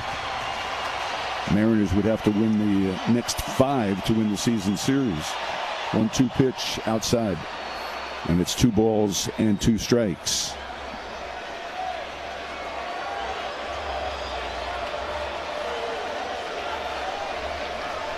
Seattle down to their final strike, trailing by the score of 7-1 here. Peoples is ready. And here's the pitch. Swung on and fouled back. Peoples, a Tennessee native, said he grew up as a Braves fan. And that's where he went to games as a kid. He said they'd go to 1 or 2 games every summer. Came to the Rangers from the White Sox in a deal about 2 weeks ago. Said he had an inkling that they might move him. 2 balls, 2 strikes, 2 outs. The pitch low, and the count has gone full. Hope you'll join us tomorrow. Plenty of good seats available for the 1:35 start. Rangers will be wearing the powder blues with DeGrom on the mound. Always fun on DeGrom Day. 3 balls, 2 strikes. The payoff pitch. Line drive left field. That's a base hit. Josh Smith plays it on a hop. Holds Arozarena to a long single. That is the 5th hit for Seattle tonight. As they are not yet dead. And Josh Naylor's coming up. Naylor has walked, grounded out, and struck out. And remember, he was caught stealing back in the 2nd inning when the Rangers were leading 3-0. After walking, he broke for second too soon. Eovaldi stepped off the rubber and met him dead to rights in between first and second.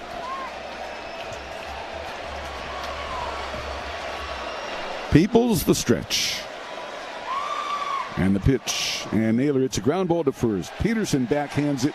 He'll take it to the bag himself, and that ends the ball game. The Rangers have won it by the score of 7-1. They have taken the first 2 games of this 4-game series. Back with the happy totals after this on the Trajan Wealth Rangers Radio Network. Winning takes focus, strategy, and the right team. Hi, I'm Jeff Jr., founder of Trajan Wealth, and here in Texas, we're proud to work with Rangers legend Michael Young. Hey Jeff, you're right. Baseball is a team sport. Every player has a role. That's how championships are built. Off the field, I wanted the same kind of team around my financial life. That's exactly how we built Trajan Wealth. Most advisors just manage investments and refer